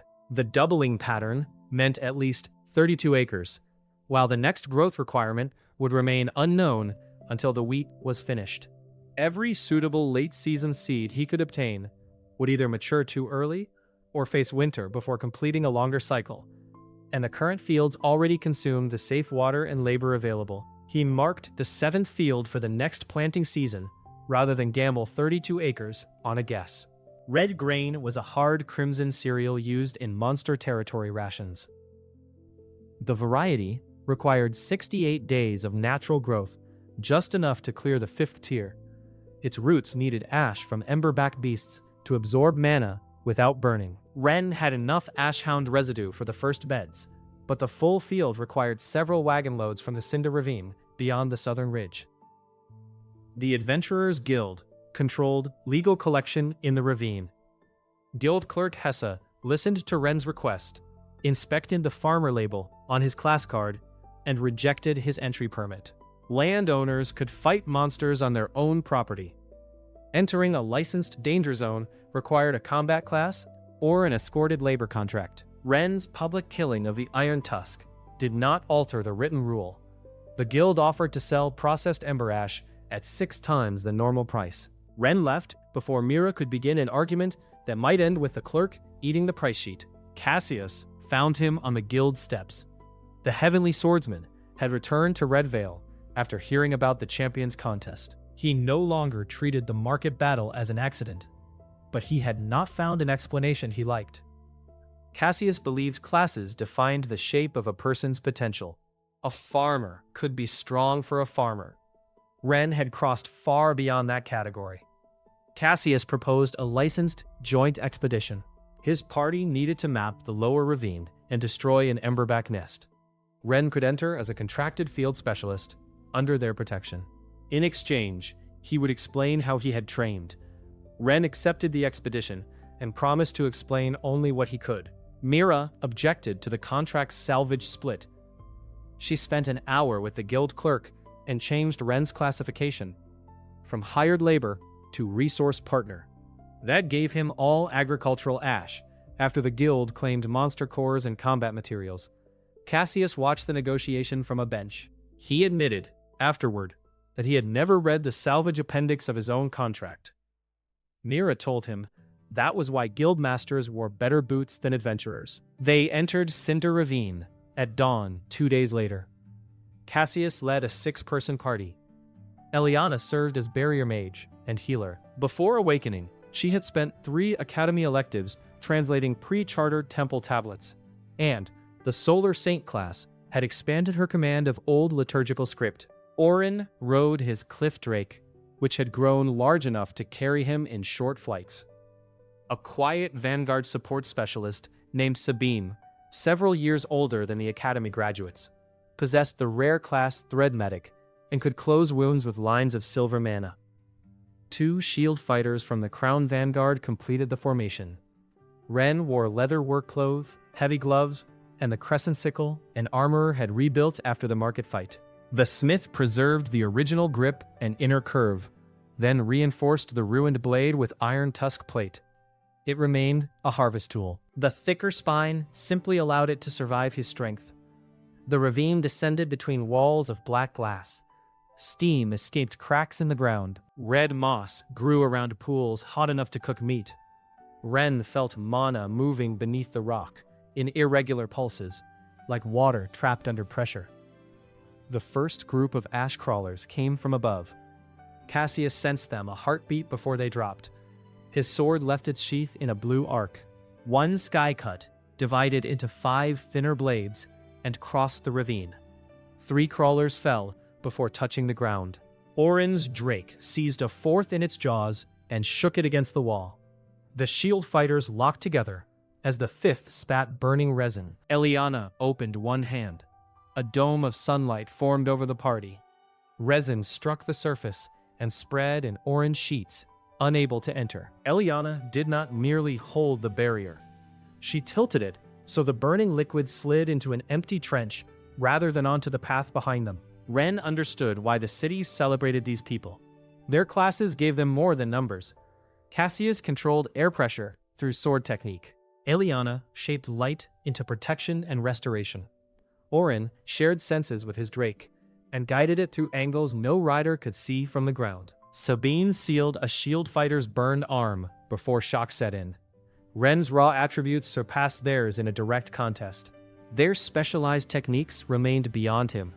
They advanced deeper and found the emberback nest near a collapsed bridge. Dozens of furnace lizards lay around black eggs, their scales glowing red between plates. The party formed a defensive half-circle. Cassius and the shield fighters drew the adults away. Eliana protected the eggs from stray strikes because an explosion would collapse the ravine. Orin attacked from above, driving the lizards into channels where Cassius could cut them. Ren's task was to collect cooled ash glands and keep the retreat path clear. The plan worked until the ground beneath the nest opened. A plated salamander rose from the crack. It was longer than 3 freight wagons, with 6 legs, and a head covered by overlapping basalt shields. The guild map listed no creature of that size. Heat distorted the air around it. Cassius ordered a withdrawal from the eggs and attacked the front leg. His heavenly edge cut through 2 outer plates before losing force. Molten blood splashed from the wound. Eliana raised a barrier, but the blood clung to the light and began eating through it. Orin sent his drake toward the salamander's eyes. The monster rolled one shoulder and struck the animal with a horned plate. Orin cut the riding line before both of them were crushed against the wall. Sabine caught him with silver threads, but the effort pulled her out of cover. The salamander turned toward her. Ren crossed the space and caught its head. Both hands closed around the edge of the front shield. Heat burned through his gloves. The salamander drove forward, 6 claws tearing trenches through black glass. The rock beneath him softened from the creature's body heat. He could stop the monster for a moment. Holding it longer required leverage. Ren shifted sideways, planted 1 foot against the collapsed bridge foundation, and forced the head upward. The salamander's lower jaw opened. Fire gathered in its throat. Eliana understood first. She changed her barrier from a dome into a narrow wedge and drove it between the jaws. The fire discharged sideways into the ravine wall. Cassius ran along the barrier's upper surface. Blue light concentrated around his sword instead of spreading into a wide cut. He struck the joint Ren had exposed beneath the raised head. The blade entered deep. The salamander convulsed. Ren released one hand, caught a front leg, and twisted the monster away from Sabine. Orin's drake recovered in the air and raked both eyes. The shield fighters drove their weapons into the wounded joint. Cassius tore his sword free and struck again. The armored head fell. Steam rolled across the ravine. Ren stepped back with both gloves smoking. The skin of his palms had reddened but remained intact. Cassius leaned on his sword and stared at the trenches behind Ren's boots. He had seen Ren kill the Iron Tusk quickly. This was different. The salamander had carried enough mass to break a gatehouse, and Ren had physically redirected it. He asked again how Ren trained. Ren told him the truth, carefully reduced. His class rewarded completed agricultural work with permanent physical growth. He did not reveal the amount, the exact system conditions, or the absence of a limit. Cassius asked how much growth one field gave. Ren picked up a scorched glove and said, enough to make the next field easier. Eliana heard the exchange. She did not press him. Her attention had moved to symbols exposed where the salamander broke the ground. A stone passage descended beneath the nest. Its walls carried the same 4 seasonal circles as the gate in Ashen Valley. They followed the passage after the rocks cooled. At the bottom, a relief showed 2 worlds connected by an arch. One side held human figures planting ordinary fields. The other showed trees taller than towers and beasts beneath 2 suns. Lines of old imperial script ran around the image. Eliana spent an hour translating. The arch was one of the gates of seasons. It connected their world to a place called the Green Expanse, where mana saturated soil, plants, and animals at levels unknown in Red Vale. Settlers had crossed centuries earlier, seeking farmland. They returned with crops, wealth, and monsters strong enough to destroy armies. The gates were sealed after a war. 4 keys regulated each passage. The black seed crystal Ren carried was one fragment of a local key. A final warning had been carved deeper than the rest. Creatures of the Expanse could sense concentrated living mana through a damaged gate. Mature crops drew them as blood drew predators. Ren thought of the golden wheat filling the southern field. Eliana said the seal beneath Ashen Valley remained mostly intact. The tremor when Ren lifted the slab had not opened it. Still, someone had damaged the outer mineral veins years ago, and fresh tool marks appeared near one edge. Cassius wanted guild guards posted at once. Ren agreed, then insisted on choosing the watch positions. The gate stood under his land. He would not surrender the valley merely because it contained danger. Once the upper ravine was declared secure, 2 lined guild wagons came forward from the staging camp. Ren and the shield fighters loaded cooled nest ash and the glands assigned to him under Mira's contract. They returned with enough material for the red grain and a report that brought royal attention to the ruins. Planting across the prepared field began the next morning. Caldron recorded the black seed as a crown relic, but the fragment had attuned when Ren first lifted it. Eliana found no sign that it had chosen his class or blood. The ancient bearerlock had simply bound itself to the first living hand that touched it, after centuries of dormancy. It remained cold in every other hand, and responded only to his mana.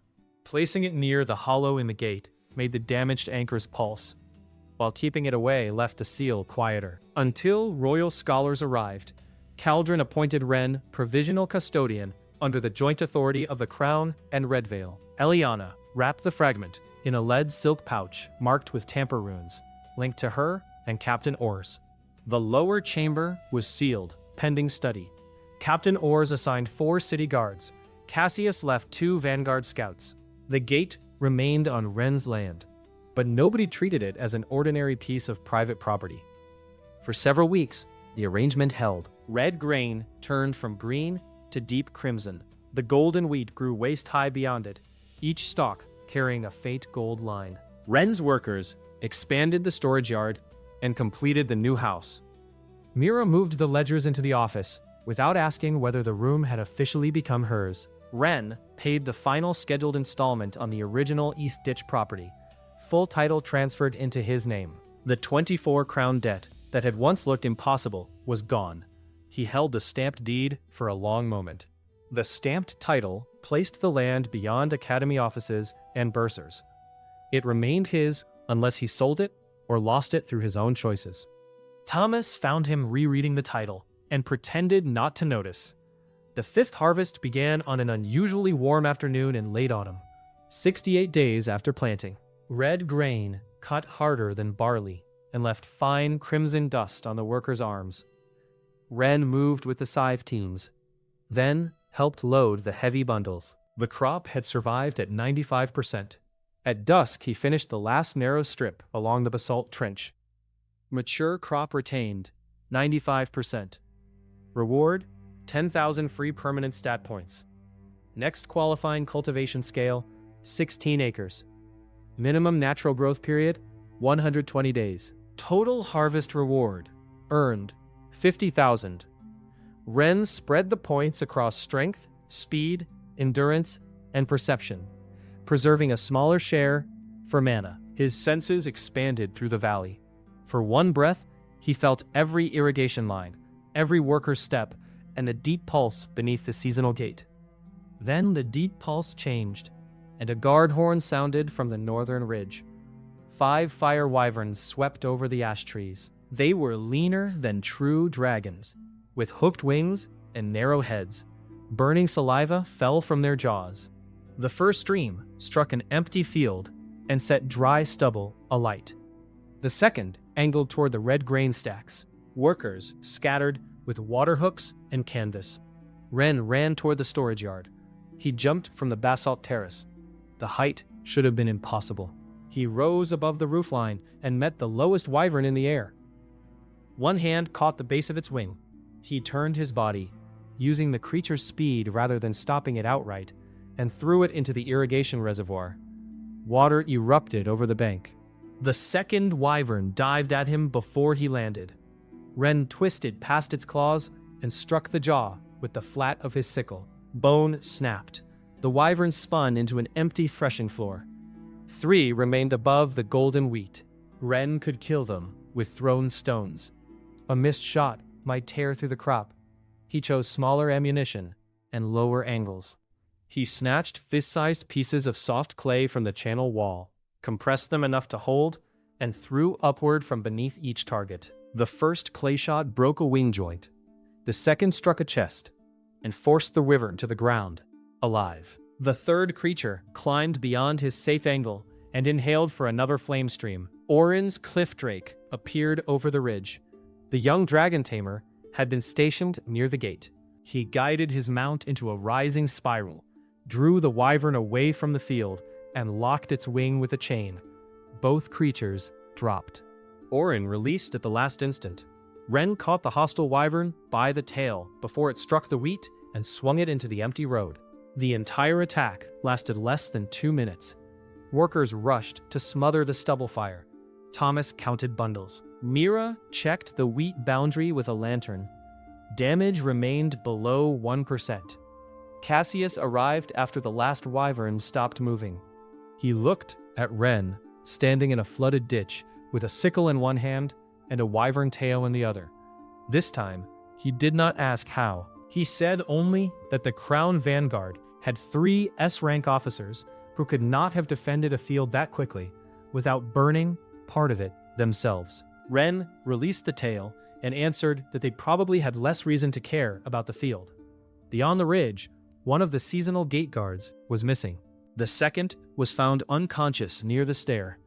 The pale mineral veins across the gate had been chipped around 2 anchor points. A fragment of blasting crystal lay in the dust. Mira recognized the packing wax on its paper wrap. The same supplier delivered quarry explosives to Walled Estate.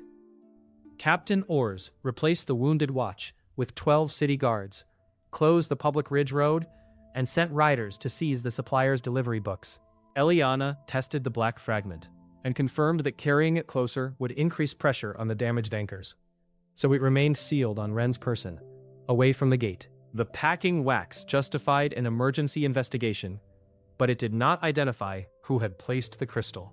Baron Hector received the news in his manor before dawn. His steward expected him to deny involvement and wait for the royal inquiry. Hector instead stood at a tall window overlooking fields that had once belonged to Thomas and half the workers now employed by Ren. Every month, another tenant spoke of leaving walled land. Merchants bypassed his warehouses to buy directly from Ashen Valley. A farmer had resisted fees, won the black soil, defeated his champion, and become the most discussed man in Red Vale. The provincial warrant Caldron had requested would expose debt ledgers and protection accounts that had supported walled power for years. Hector's power had always depended on making resistance more expensive than surrender. Ren Vale had made surrender the expensive choice. Pelin brought him a copied engineering report from the extinct mining company that once owned Ashen Valley. According to its surveyors, damaging the outer anchors without a complete seasonal key could create only a narrow, temporary leak. Creatures small enough to pass would cause panic, but the breach should collapse before anything larger entered. Hector had already moved his household valuables to an eastern lodge and ringed the manor with suppression stones. He intended to declare an emergency, blame Ren's attuned fragment, seize the valley, and let the vanguard close what remained. The report assumed the inner lattice was intact. It predated decades of decay beneath the gate. The shallow tool channels Pelin's scouts had cut weeks earlier reached older fractures hidden behind the mineral veins. When Brant's crew widened one channel with a test crystal, the blast traveled deeper than the surviving plans showed. Pelin concealed that failure after Brant was burned and left behind. Hector knew the golden wheat existed, yet he treated it as expensive grain, rather than 24 acres of concentrated living mana, capable of drawing something through the breach. The gate before him had become a different machine from the one described in the old report.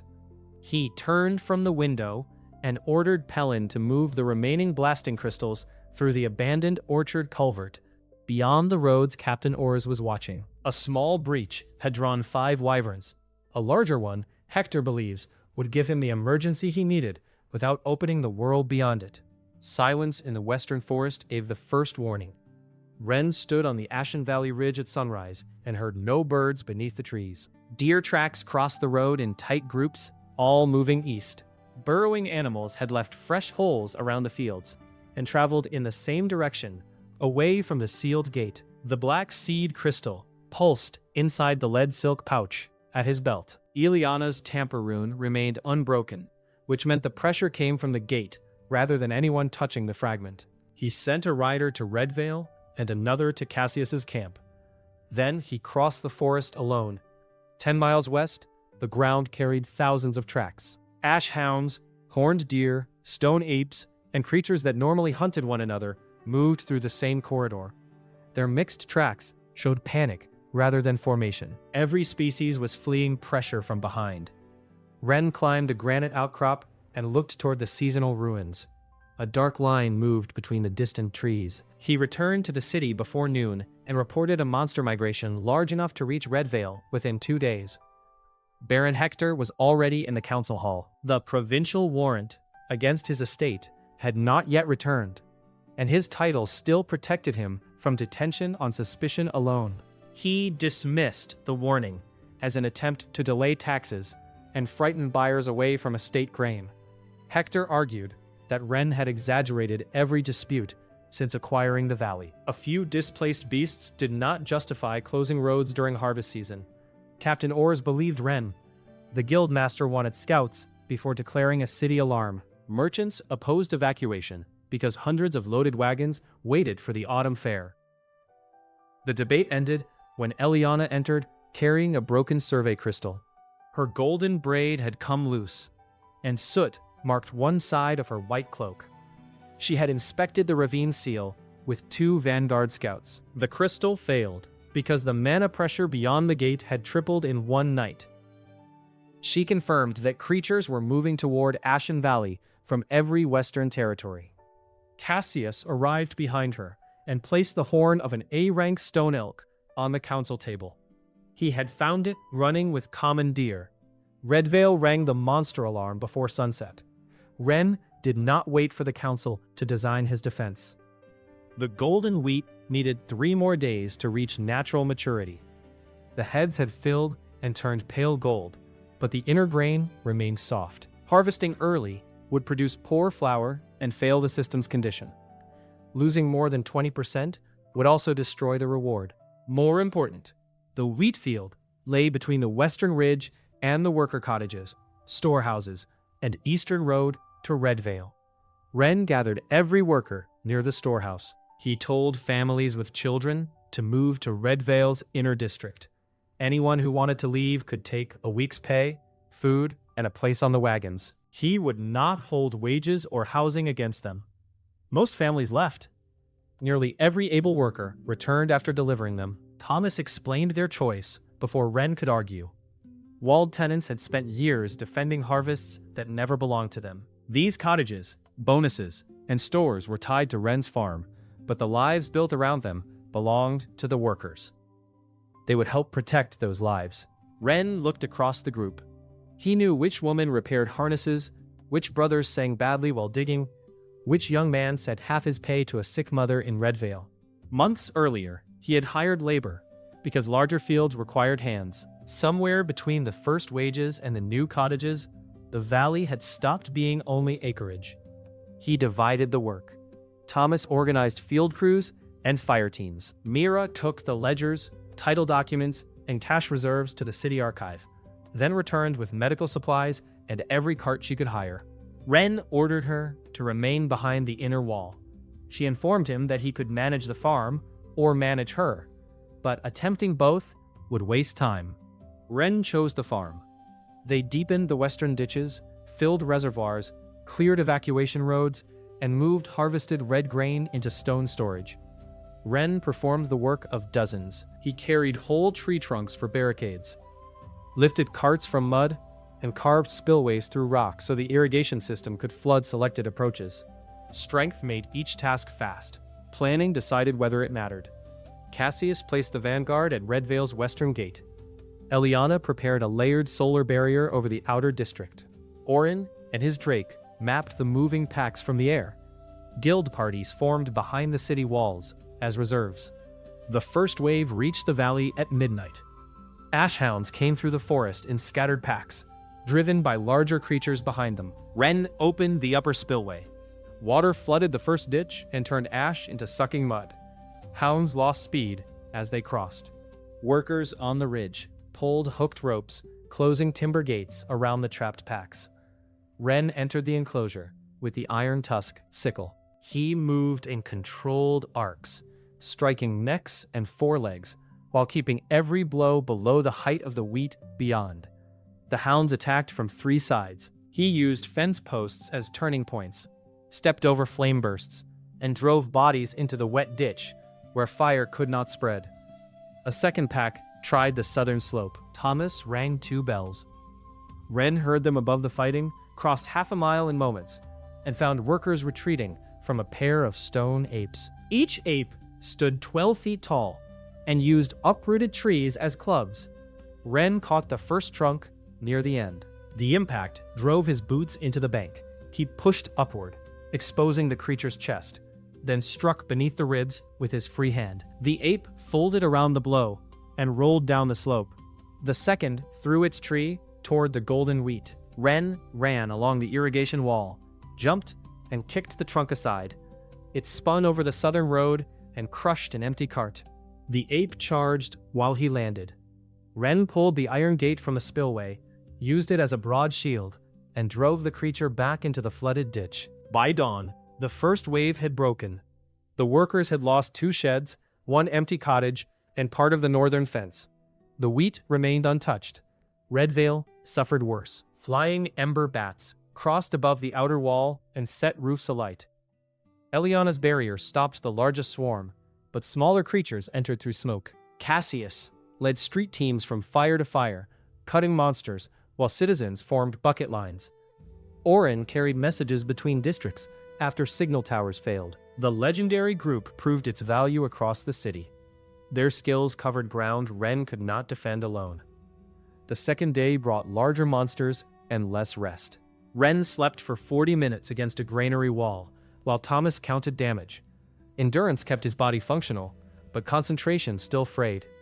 He woke when a cup slipped from his hand, drank cold broth, and returned to the western line.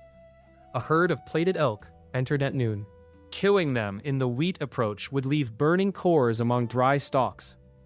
Ren opened the north fence and used thrown stones to strike the ground near their flanks.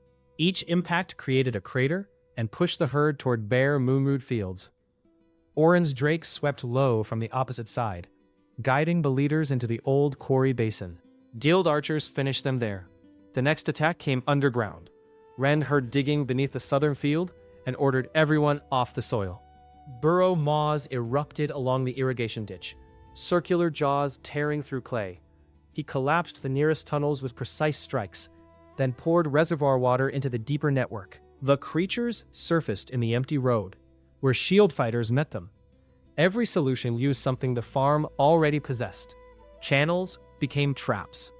Terraces controlled movement. Storehouses became strongpoints. Workers who knew the land carried signals faster than officers unfamiliar with the valley. By evening, the golden wheat had reached full color. Thomas split a grain between his teeth and shook his head. The center was still too soft. One more night, perhaps half the following day, a mounted estate officer arrived with an emergency order bearing Hector's seal. The document transferred all grain stores, waterworks, and farmland in Ashen Valley to Walled Estate for the duration of the crisis. It claimed the Baron possessed authority as hereditary protector of the Eastern District.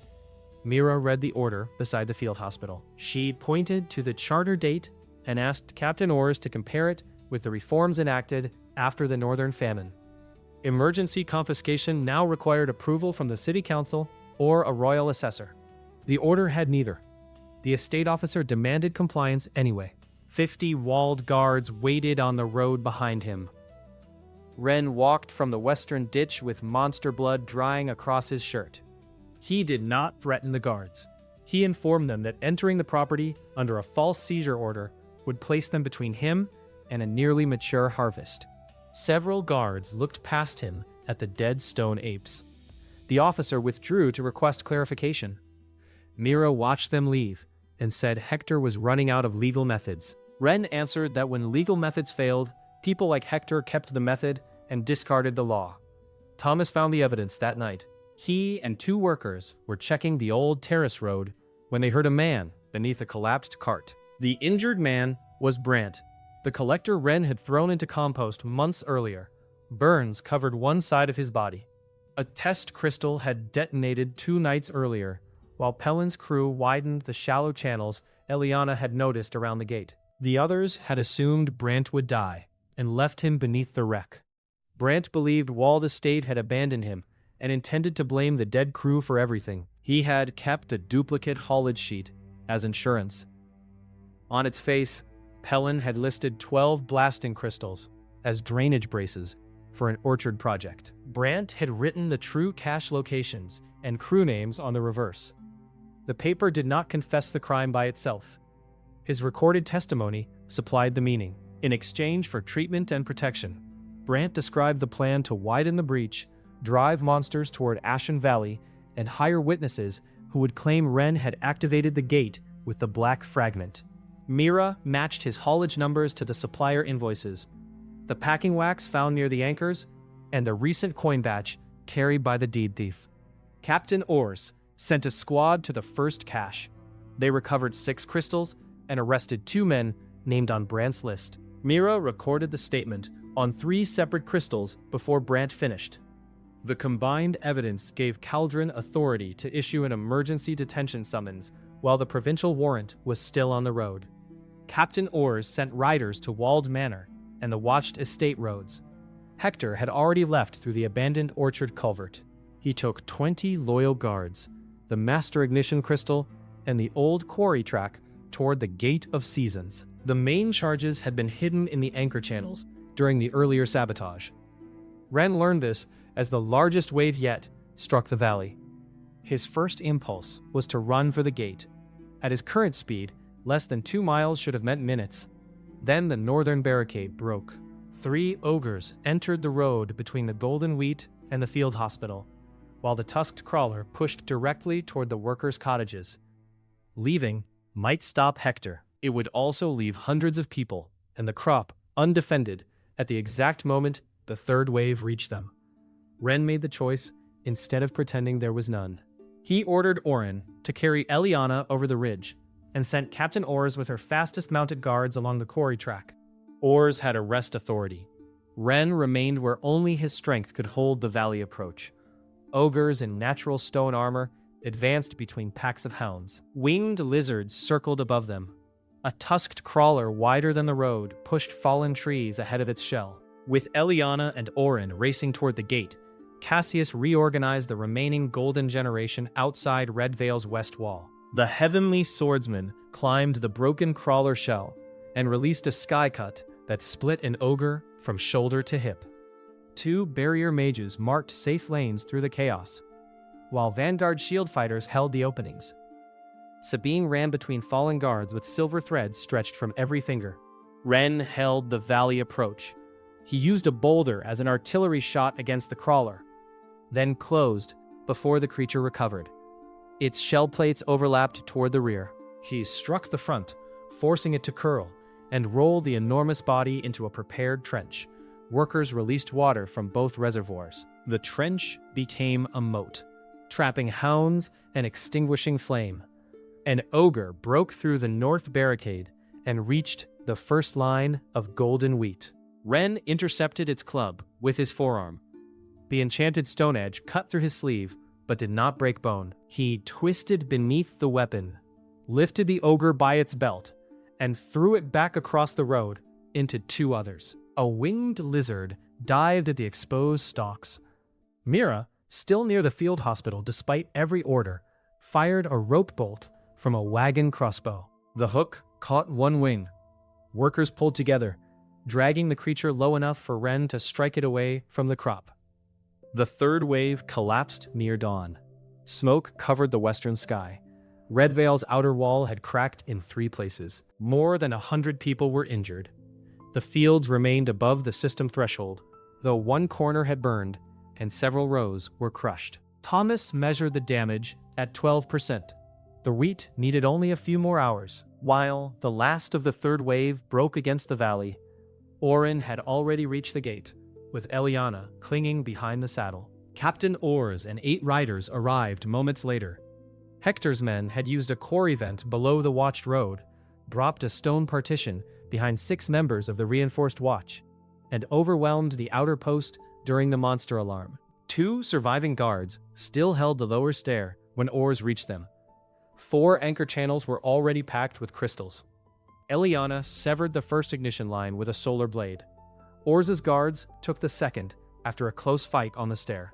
The remaining 2 charges were buried inside the old stone lattice. Pulling them free would collapse the weakened supports. Hector held the master ignition crystal in one hand. Its trigger rune answered only to the emerald signet on the other. Orz ordered him to surrender. Hector pressed the signet against the ignition crystal and struck both against the control stone. Eliana threw a barrier over the terrace. It saved Orz, Oren, and most of the guards from the side blast, but the ignition had already traveled through the channels beneath the gate. At the same moment, the black seed crystal became hot enough to scorch through the outer leather of Ren's pouch. He tore the damaged pouch from his belt, but kept the fragment inside its lead silk wrapping. A dark opening appeared in the air above the gate ridge, no wider than a door. Through it, Ren saw black soil stretching beneath 2 suns. Ferns rose higher than houses. A moving shape crossed the distant plain, and each of its steps shook branches from tower-sized trees. Eliana was already on the ridge, one knee against the broken terrace as she fought to hold the outer runes together. She read the symbols spreading around the opening and shouted that their world was listed as a lower field, a place with thin mana and weak native beasts. The opening vanished an instant before the buried charges detonated. The fragment cooled in Ren's hand. He folded the surviving lead silk around it and secured the damaged pouch inside his belt as stone lifted into the sky. Eliana's barrier folded around the people on the terrace, while the pale seal lines across the Gate of Seasons shattered one after another. Baron Hector stood above the ruin, his wine-red coat torn by the explosion. 2 of his own guards lay dead near the crystals. The others were running. Captain Orz had been thrown behind a broken wall, and Oren was pulling Eliana from the collapsing stair. Hector stared at the widening gate and finally understood that he had opened more than a controllable breach. Something pushed from the other side. A crowned ridge of black armor emerged first. Then came a head larger than Ren's farmhouse, 6 forward horns and eyes glowing deep green. The creature forced its shoulders through the arch, cracking ancient stone around it. The crowned behemoth stepped into Ashen Valley. Hector's surviving guards dragged him down the southern stair, while Captain Orz helped Eliana clear the falling stone. They fled toward the farm road and the hidden carriage Hector had prepared beyond the valley. The behemoth's first foot crushed the gate terrace. Its second turned toward the scent of mature golden wheat. Thomas checked one final grain and looked at Ren. The crop would be ready in less than an hour. The crowned behemoth advanced at a steady walk, each step carrying the certainty of a moving fortress. 6 legs supported a body covered in black plates, with a raised ridge along its back shaped like a jagged crown. Green light pulsed through narrow seams. Its broad head stayed low, following the mana scent from the golden wheat. The distance from the gate to the field was less than 2 miles. Cassius gathered every fighter still capable of standing. The first attack began on the broken terrace. Oren and 3 guild riders circled above the monster, dropping hooked chains across the crown ridge. Their flying beasts pulled in different directions to slow the head. The chains tightened. Links glowed red where they scraped the armor. Cassius ran along the central chain. His aura spread behind him like a blue wing. He reached the behemoth's skull, planted 1 foot between 2 horns, and released Heavenly Divide at point-blank range. The cut split the air with a thunderclap. A blue line crossed the central plate. The armor opened less than an inch, but black blood appeared in the groove. Cassius jumped before the horns could catch him. 1 chain snapped. Oren's drake lost altitude as the released end whipped through the air. Eliana raised a solar platform beneath Cassius, caught his fall, and changed the light into a spear aimed at the damaged plate. The solar strike hit the groove. Green fire exploded from the seams around the creature's head. The behemoth stopped for the first time. Red Vale's defenders shouted. Then the central plate closed. The wound remained, but the armor had spread the force through its crown. The monster opened its mouth. A low vibration moved through the valley, deep enough to shake water from the irrigation banks. Eliana saw the attack gathering and expanded her barrier across the western road. The behemoth released a wave of green pressure. It was not flame. Air, dust, broken stone, and abandoned carts struck the solar wall at once. Eliana's boots carved lines through the ground. 3 mages behind her poured mana into the barrier. Cracks raced over the surface. Ren stood at the edge of the wheat and measured the approaching front. If he joined the fight immediately, the crop would mature while the field remained exposed. Workers could perform most of the harvest, but he had to personally finish the last part. If the behemoth reached them first, 5 months of preparation and the 6th reward would vanish beneath 1 foot. Thomas split another grain and found the center still soft. Ren told Cassius they needed 40 minutes. Cassius wiped blood from his mouth. His right arm had recovered well enough for training after the market, but the joint retained a deep weakness. The strain of Heavenly Divide had opened it again. He looked at the behemoth, then at the field. He said they would buy 40. Ren answered with a brief nod and went to work. Workers stood ready across the golden wheat with binding cord, spare scythes, and carts. When the final test grain broke hard between his teeth, Thomas confirmed natural maturity and gave the signal to begin the harvest. Ren took the cutting route himself. The workers spread behind him to bind, stack, and clear each band before his next pass, while 2 experienced hands dealt with isolated border rows.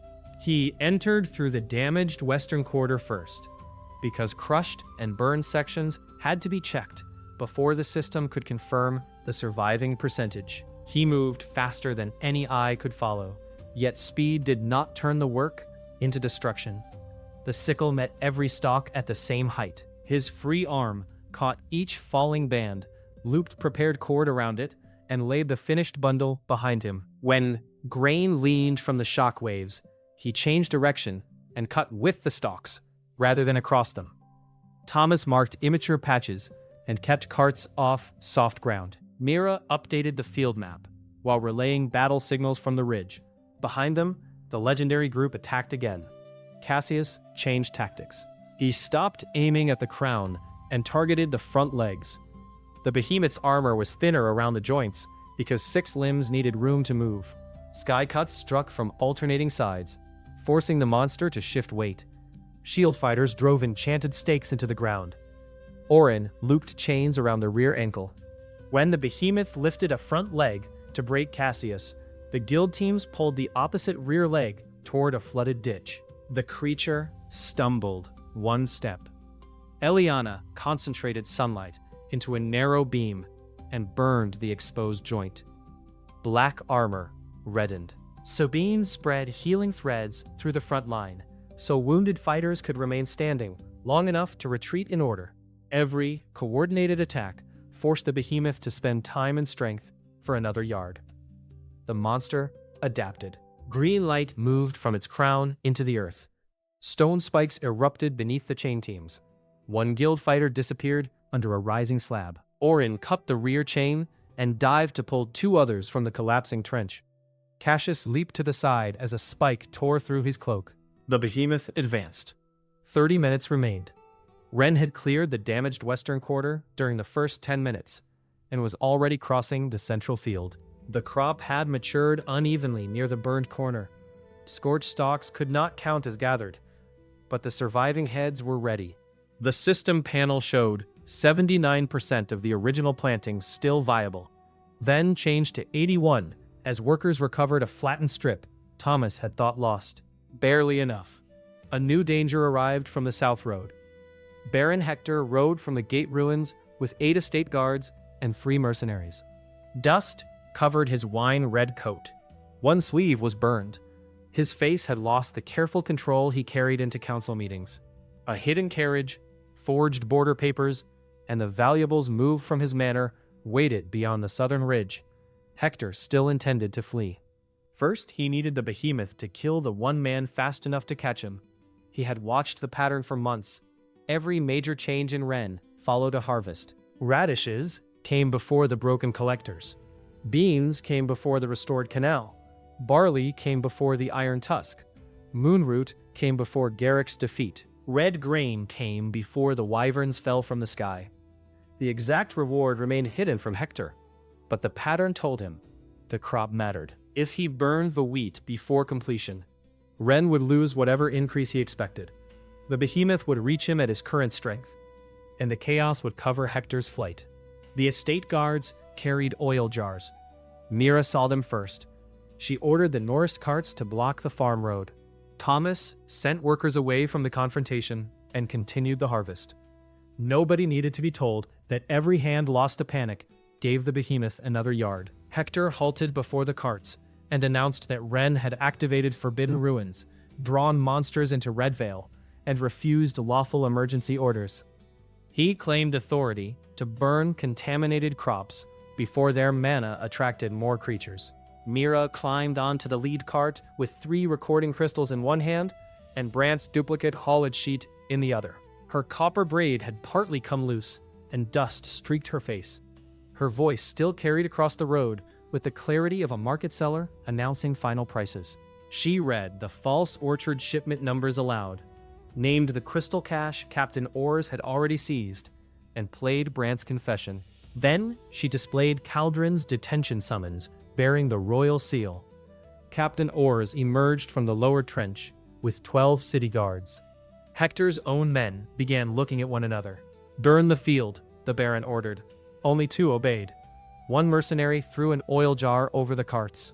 Mira stepped back, but the second man drew a crossbow and aimed at her chest. Ren was 60 rows away. He heard the crossbow string tighten. His left hand caught a spare sickle from the nearest harvest cart, while his reinforced iron tusk tool remained in his right hand.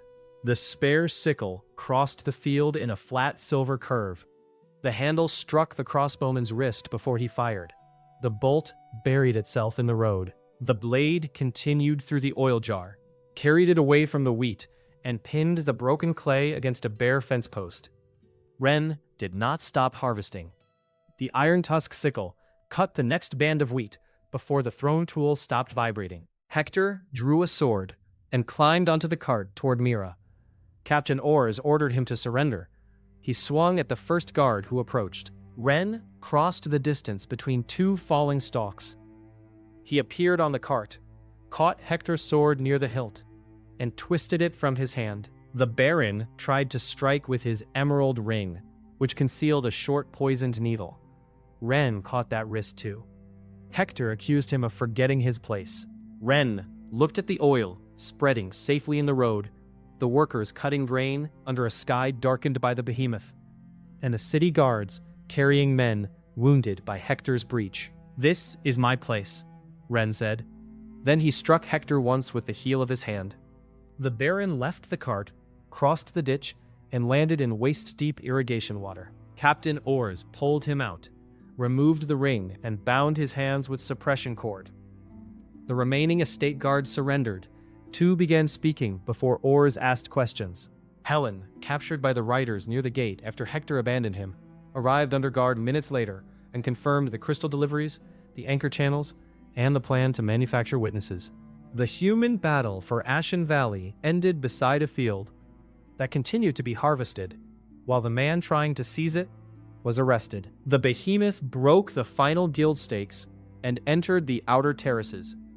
Its wounded front joint slowed one step, then another, but the creature still advanced. Cassius attacked the same point until his sword edge fractured.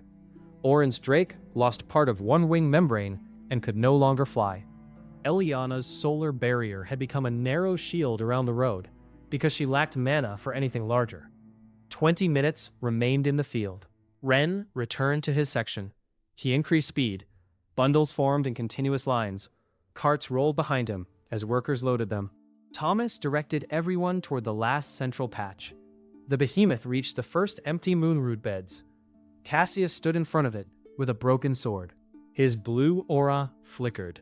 The heavenly swordsman had enough power for one final technique, but the damaged weapon could not carry it safely. Ileana warned him that the blade would shatter. Cassius released the attack anyway. The sword broke from guard to point. Heavenly divide. traveled through the fragments and struck the behemoth's injured leg. Armor burst from the joint. The front limb collapsed. The creature dropped to one knee.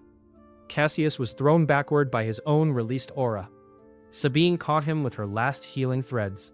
The behemoth drove its crown into the ground and pushed itself upright with the remaining legs.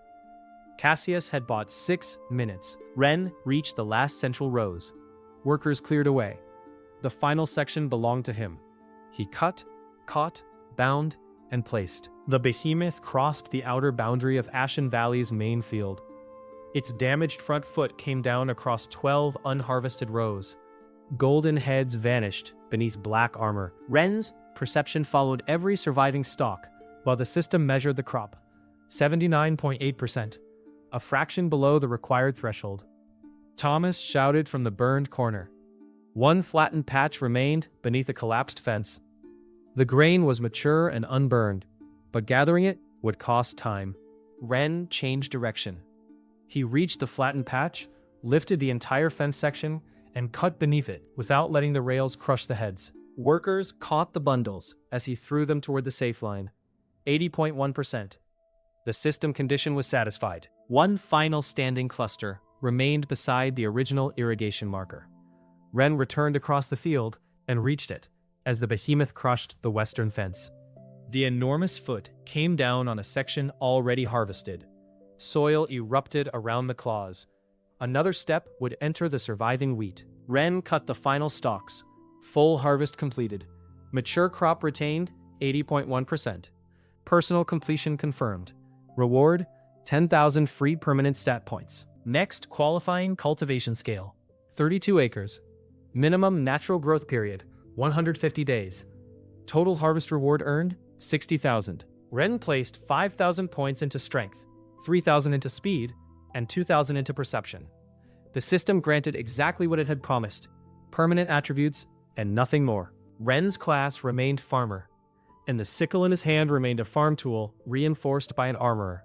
Power entered him with the force of a deep current. The field seemed to widen beneath his senses. He saw the behemoth's weight shift from plate to plate. He heard its heart through layers of armor.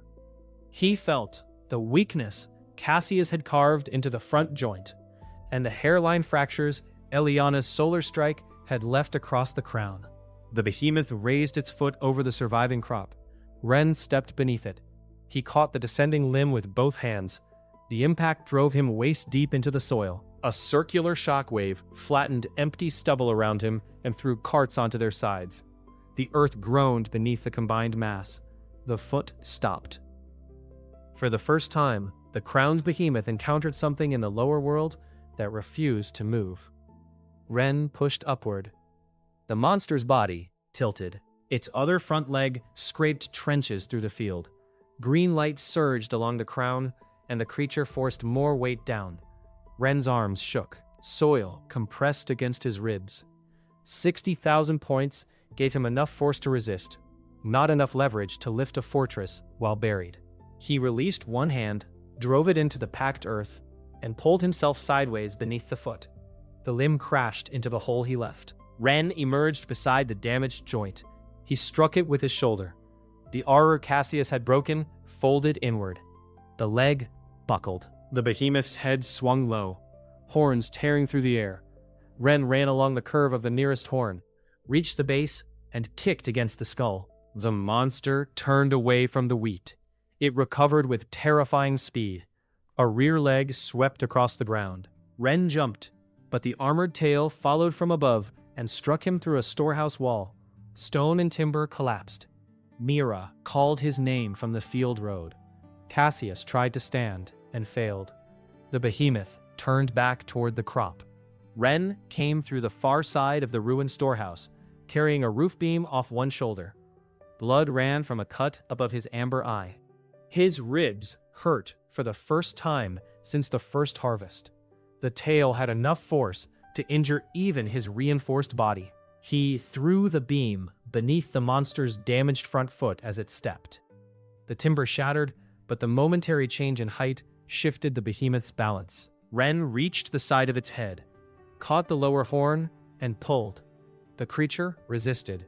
6 legs dug into the earth. Green energy gathered around the seams, strengthening the plates. Ren changed direction instead of matching force. He pushed the horn upward while driving his shoulder behind the jaw. The weakened front leg slid in the irrigation ditch. The behemoth's own weight rotated over it. The enormous body turned toward the empty northern terraces. Ren continued the motion, step by step, until the monster faced away from Ren Vale and the remaining wheat. The pressure wave struck him at close range, tearing his shirt and lifting soil from the terraces. His ears rang. The creature swung its crown downward. Ren moved inside the horns and punched the central plate. The first blow deepened Eliana's fracture, but did not break through. Pain ran up his arm. The plate was built to distribute impact across the entire crown. He struck again at a different angle. A crack spread toward the blue groove left by Cassius. The behemoth reared. Ren lost contact and landed near the ditch. The monster inhaled. Plates along its throat separated to make room for the expanding chest. His perception caught the pattern. Every breath opened a seam beneath the third crown plate. The gap lasted less than a second and closed before an external strike could reach it from the ground. Cassius understood where Ren was looking. He pulled the hilt of his shattered legendary sword from the dirt and threw it. The remaining blade spun toward Ren. Ren caught it, tested the broken edge, and threw it back into the soil beside Cassius. He said Cassius would need it repaired. Then he raised the harvest sickle. The behemoth released another green pressure wave. Ren ran into it. The force stripped stones from the ground and pushed against every step. He lowered his body, used the ditch wall as cover for the first yards, then accelerated along the exposed terrace.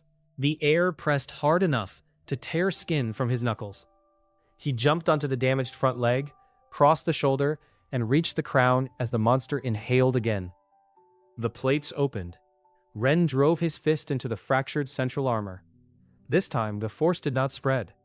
The previous cracks met beneath his knuckles. A black plate larger than a door broke inward. Green light burst from the opening.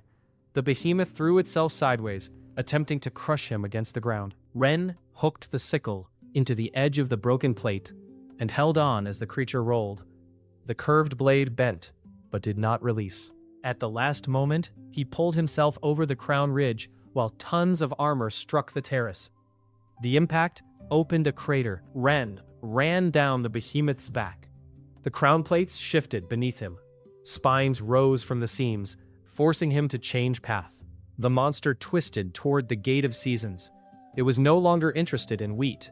Wounded, it sought the mana beyond the passage. If it reached the gate, it could recover or draw another creature through. Ren sprinted along the ridge of moving armor. The behemoth's tail swept upward. He jumped over it, landed between 2 spines, and drove the sickle through a seam to anchor himself. Green energy pulsed beneath the plates in a clear sequence. Crown, spine, chest. A bright concentration gathered behind the front shoulders. The core. Ren tore the sickle free and punched through the first backplate. It cracked, but held. He struck the same point again as the behemoth ran. Armor broke. Beneath it lay dense black tissue wrapped around a chamber of green crystal. The monster sensed the danger. Plates slammed inward around Ren. He caught 2 edges before they closed. Arms spread, boots braced against living armor. The gap narrowed. Ren could hear the core beating. Each pulse sent reinforcement into the plates.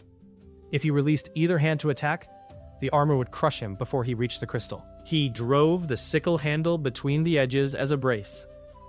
The reinforced tool bent. It held for 1 heartbeat.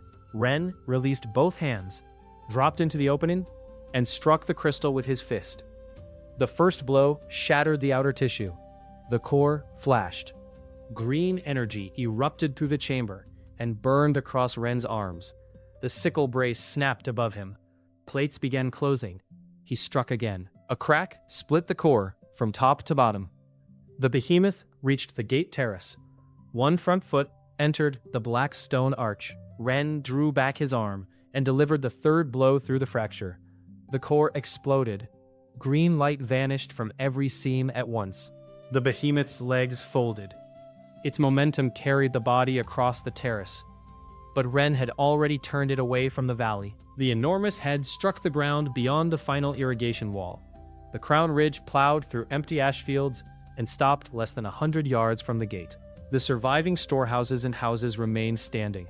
The golden wheat remained behind the inner fence. For several seconds, dust hid the monster. Ren climbed from the broken core chamber and walked along the motionless back. His shirt hung in strips. Blood covered both forearms. He still carried the lower half of the sickle.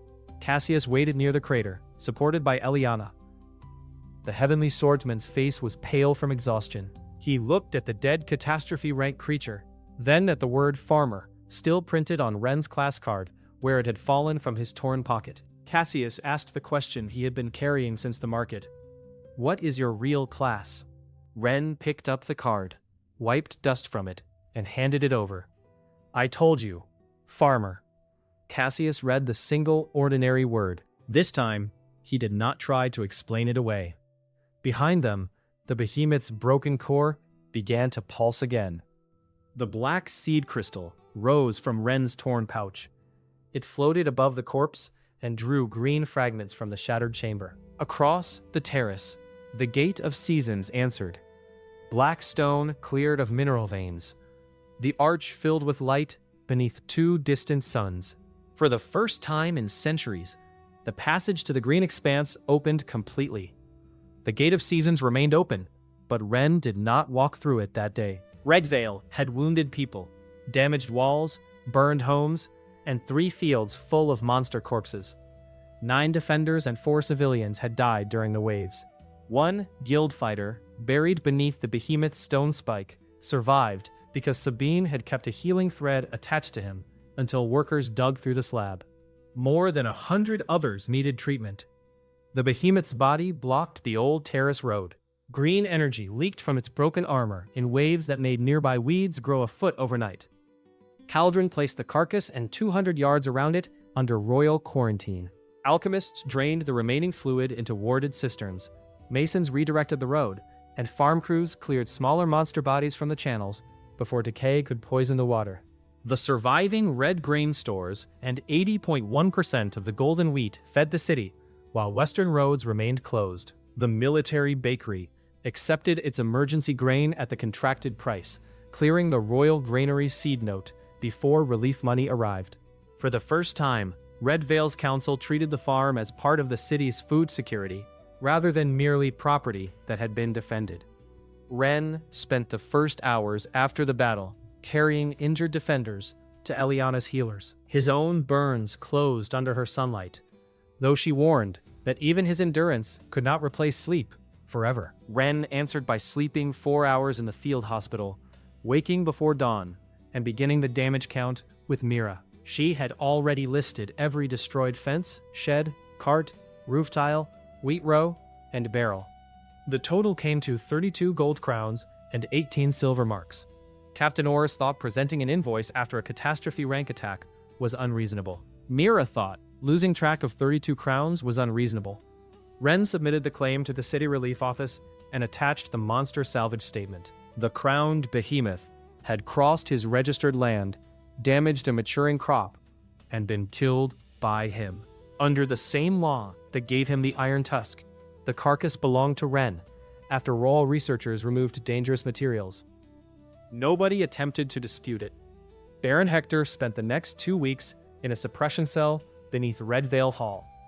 Brant's first recorded protection threat, his later testimony, Garrick's sworn account, Helen's confession, the false orchard haulage sheet, supplier invoices, the recovered caches, the false confiscation decree, and the surviving anchor charges created a case even Hector's family name could not soften. A frontier tribunal convened under royal seal stripped Hector of title and authority, froze walled estate, and charged him with destruction of an imperial seal, mass endangerment, conspiracy to seize chartered land, attempted murder, and unlawful use of estate guards. The capital trial would determine his sentence, but he could never return to power in Red Vale. Properties acquired through forged debts and manipulated water fees were placed under audit. Hector did not escape through a hidden tunnel. No loyal knight rescued him. He left Red Vale in a barred carriage under crown escort, on his way to stand trial in the capital. The court dissolved Walled Estates' irrigation concession. Pelin remained in custody for trial. Brandt accepted a reduced sentence and permanent ban from estate service, in exchange for testimony, repayment from his seized wages, and supervised labor rebuilding the roads he had helped endanger. Caldron stayed in Red Vale to audit the debt ledgers instead of returning to the capital with the first convoy. Control of the main canal transferred to a cooperative of Eastern landholders under city supervision.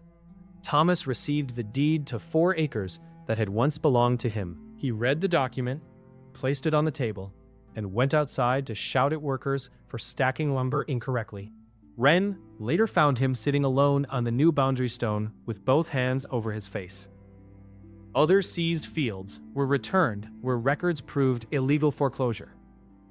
Land without surviving claimants became part of a public sale fund. The Crown granted Ren the terraces surrounding Ashen Valley and 300 acres of former walled pasture as compensation for defending Red Vale. The Gate of Seasons did not become ordinary private property. The Crown retained military jurisdiction over the passage. Red Vale controlled emergency access from the city side, and Ren received the chartered office of local warden because the gate stood on his land and its key fragment had attuned to him. Any expedition required all 3 seals. Ren held first agricultural and salvage rights to resources brought through legally, but he could not open the border alone. He also received independent landholder status. That allowed him to sell directly across the kingdom, hire guards, and negotiate trade, without a noble intermediary. Red Vale Academy sent a lacquered invitation offering Ren an honorary fellowship, a restored room, and a place in its public history of the miracle year. Master Pell added a private apology beneath the official seal. Ren returned the room offer unopened. Mira accepted the apology into the archive and sent the Academy an invoice for the 6 lost weeks of support and the unauthorized portrait cards sold after the ceremony. The scholarship clause remained arguable, but the Academy wanted no public charter hearing over the cards, or the way it had removed the only ordinary student from the miracle year. Hobbs' office paid the full amount as a settlement. The Crown Vanguard offered Ren an honorary combat rank and a permanent command. Ren declined the command. He accepted the rank only after Mira confirmed it carried no service requirement and reduced monster salvage tax by 4%. Cassius laughed when he heard the reason. The heavenly swordsman recovered slowly. His sword could be reforged, though the sky crystal had cracked. Ren paid the armorer to include a small piece of crowned behemoth plate in the new blade. Cassius tried to refuse, until Ren reminded him that the attacks on the front joint had created the opening needed to turn the monster. Royal researchers removed the unstable glands from the behemoth and released the remaining plates, bone, and tissue under salvage law. Part of the armor repaired Red Vale's western gate. Ren sold enough to fund the damaged homes, kept material for farm tools, and reserved 1 plate for Cassius's sword. Cassius accepted the material. He also apologized for the awakening ceremony. Cassius admitted that when Ren became inconvenient, he had treated years of friendship as if they were another Academy contract. Ren accepted the apology as a first step, rather than absolution. He told Cassius he could begin again by guarding the valley while Ren dealt with the gate. Cassius agreed. Eliana led the study of the open passage. The behemoth's core had merged with the black seed fragment and formed a temporary stabilizer. It had not replaced the 4 seasonal keys or properly unlocked the ancient mechanism. The attuned fragment supplied a valid identity, while the catastrophe core forced enough raw mana through the missing parts to hold an unstable passage. Through the arch, they could see a wide plain beneath 2 suns. The soil was nearly black. Grass at the edge of sight reached the height of a person. At night, immense shapes moved beyond distant trees. Hairline fractures appeared in the stabilizer during the first week. Eliana's stress runes showed that every object crossing the threshold consumed part of the remaining structure.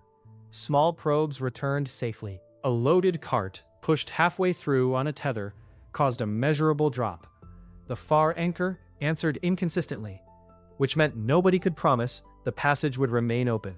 Eliana maintained a solar veil across the arch to to muffle the scent of crops and living mana from anything wandering near the far side. Ancient records became readable while the gate remained active.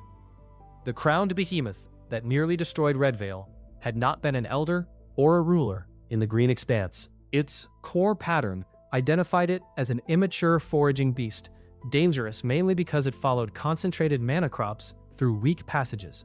Orin stopped boasting about his future dragon after reading that line. The open gate could not be ignored. If the stabilizer failed, while pressure built on the other side, another uncontrolled breach might form. If it remained open, larger creatures could eventually find it. The safest answer required someone to cross, inspect the far anchor, and determine whether the gate could be closed or controlled from the other world. The land on the other side also occupied Ren's thoughts. He watched wind move across miles of dark earth that no plow had touched. Mana rose from it strongly enough that he could feel the current through the gate. The green expanse was dangerous. It was also the largest stretch of fertile ground he had ever seen. Ren's decision was practical. A road that could bring stronger monsters directly to his farm had to be understood. A world of unused fields offered harvests no baron could fence away. Both reasons pointed in the same direction. He spent 3 weeks preparing. Mira received authority to manage sales, wages, contracts, and expansion in his absence. Her existing weekly pay and 4% contract share became a formal managing partnership, while ownership of the land remained Ren's. She made him sign the document in front of witnesses, then added a clause preventing him from blaming her when she rejected foolish purchases. Thomas became chief field supervisor over East Ditch Farm and Ashen Valley. He selected 2 assistants because, as Mira noted, the old man now controlled more acreage than some minor lords and could not inspect every fence personally. Cassius placed a rotating vanguard watch around the gate. Eliana prepared signal runes and a method for measuring stress in the arch. Her models allowed 1 adult crossing with a wide safety margin, and a second only if the first person confirmed that the far anchor remained stable. The calculation contained one uncertainty. Conventional crystals read Ren's mana as modest, because most of his system growth existed as permanent physical attributes, rather than an active aura. Eliana warned that the gate might experience his body as a heavier load than the instruments predicted. Ren still had to go first, because the fragment was attuned to him, and because nobody else could survive the creatures already visible on the plain. Orin volunteered to cross first with his drake. Ren refused because a flying animal might attract attention before they understood the terrain. Ren packed ordinary tools. He took the reinforced working knife, a compact shovel, water testing cloth, flint, rope, a bedroll, and a shortened sickle reforged with a new handle. Mira packed dried meat and hard bread until the bag would barely close. Thomas added seed radishes, beans, and wheat from the farm stores. Eliana added a copied map of the gate chambers and a black sliver that had shed naturally from the stabilizer during testing. Sealed in lead glass, the sliver was too small to open a passage, but it might help identify the far anchor. The radish seed came from the same common variety as Ren's first harvest. He carried no royal weapon. His class remained farmer. His 60,000 permanent points remained distributed through the body that had earned them. Most of a year had passed since the awakening ceremony, when the workers held a meal in the completed stone house on the evening before Ren's departure. Long tables filled the lower hall. There was smoked iron tusk, red grain bread, bean stew, moonroot broth, golden wheat cakes, and more food than Ren had seen in any academy banquet. Children ran between chairs. Guild soldiers ate beside farm workers. Captain Ors brought the first relief payment and placed it next to Mira's ledger before taking a plate. At the center of the table sat a bowl of red radishes. Thomas had grown them from leftover seed on the original half-acre. He claimed they were slightly woody. Mira claimed he had overwatered them. The argument lasted through 2 courses. Ren ate one anyway. It was sharper than he remembered, and far better than academy food. He looked around the hall at people who had chosen to stay through the monster wave, at walls built from income they had earned together, and at documents locked in an office nobody could revoke at sunset. His first goal had been a house, good food, money, and freedom from anyone who believed they owned his future. He had all four. The next morning, the Gate of Seasons shone beneath a clear sky. Ren stood before it with his pack and tools. Eliana monitored the runes along the arch. She planned to follow after he crossed and confirmed stable ground. Cassius waited beside the control stone with his reforged sword. Mira held the expedition ledger against her chest. Thomas had come only to judge the soil visible through the portal, and had already declared it suspiciously dark. Cold pressure closed around him, followed by heat and the smell of wet leaves. His boots sank into black soil beneath two suns. The green expanse spread in every direction. Ferns towered above him along a distant river. A vine thicker than a city tower wrapped around a mountain spur. Far across the plain, a four-legged beast moved between the trees. Its back rose higher than Red Vale's walls. Each step sent flocks of winged creatures into the air. Ren turned toward the gate. Eliana's face remained visible through the arch. She raised one hand, signaling that the far anchor had accepted him and the passage was stable for the moment. Then every stress rune around the arch flared. Ren's body, strengthened by 60,000 system points, had carried far more condensed living force through the threshold than the measuring crystals had detected. The black seed stabilizer cracked under the delayed feedback. A sharp line crossed the floating core on the Red Vale side. Green light poured from it. Eliana reached for the arch, while Cassius pulled her back from the collapsing edge. Ren moved toward the gate, but the opening narrowed before he reached it. Mira shouted something he could not hear. Thomas threw the bag of remaining seed through the gap. Ren caught it against his chest. The portal closed. Silence settled over the black plain. Ren remained alone with his supplies, his class, and every point earned from 6 completed harvests. The path home had failed, but it had failed after he crossed with tools, food, and seed. Ashen Valley remained protected by people he trusted. Eliana knew how the gate worked and had the surviving records. A familiar translucent panel appeared before him. Suitable cultivation land detected. Next qualifying cultivation scale, 32 acres. Minimum natural growth period, 150 days. The panel offered only a soil assessment and the same progressive threshold earned at home. Ren still had to clear the land, plant every seed, protect the crop, and complete the cycle himself. A roar rolled across the plain. The huge beast in the distance lifted its head. Ren knelt and took a handful of soil. He pressed it between his fingers, smelled it, and felt mana moving through every grain. The ground held moisture, rich organic matter, and more fertility than Ashen Valley at its best. He opened the bag Thomas had thrown and removed the packet of radish seed. It was nowhere near enough for 32 acres, and radishes matured too quickly to satisfy the new 150-day threshold. The packet was still enough for a protected seed nursery and later seed multiplication. His first qualifying field would come after he found a crop in this world that could survive a full season under its 2 suns. Good soil. First, I need a harvest.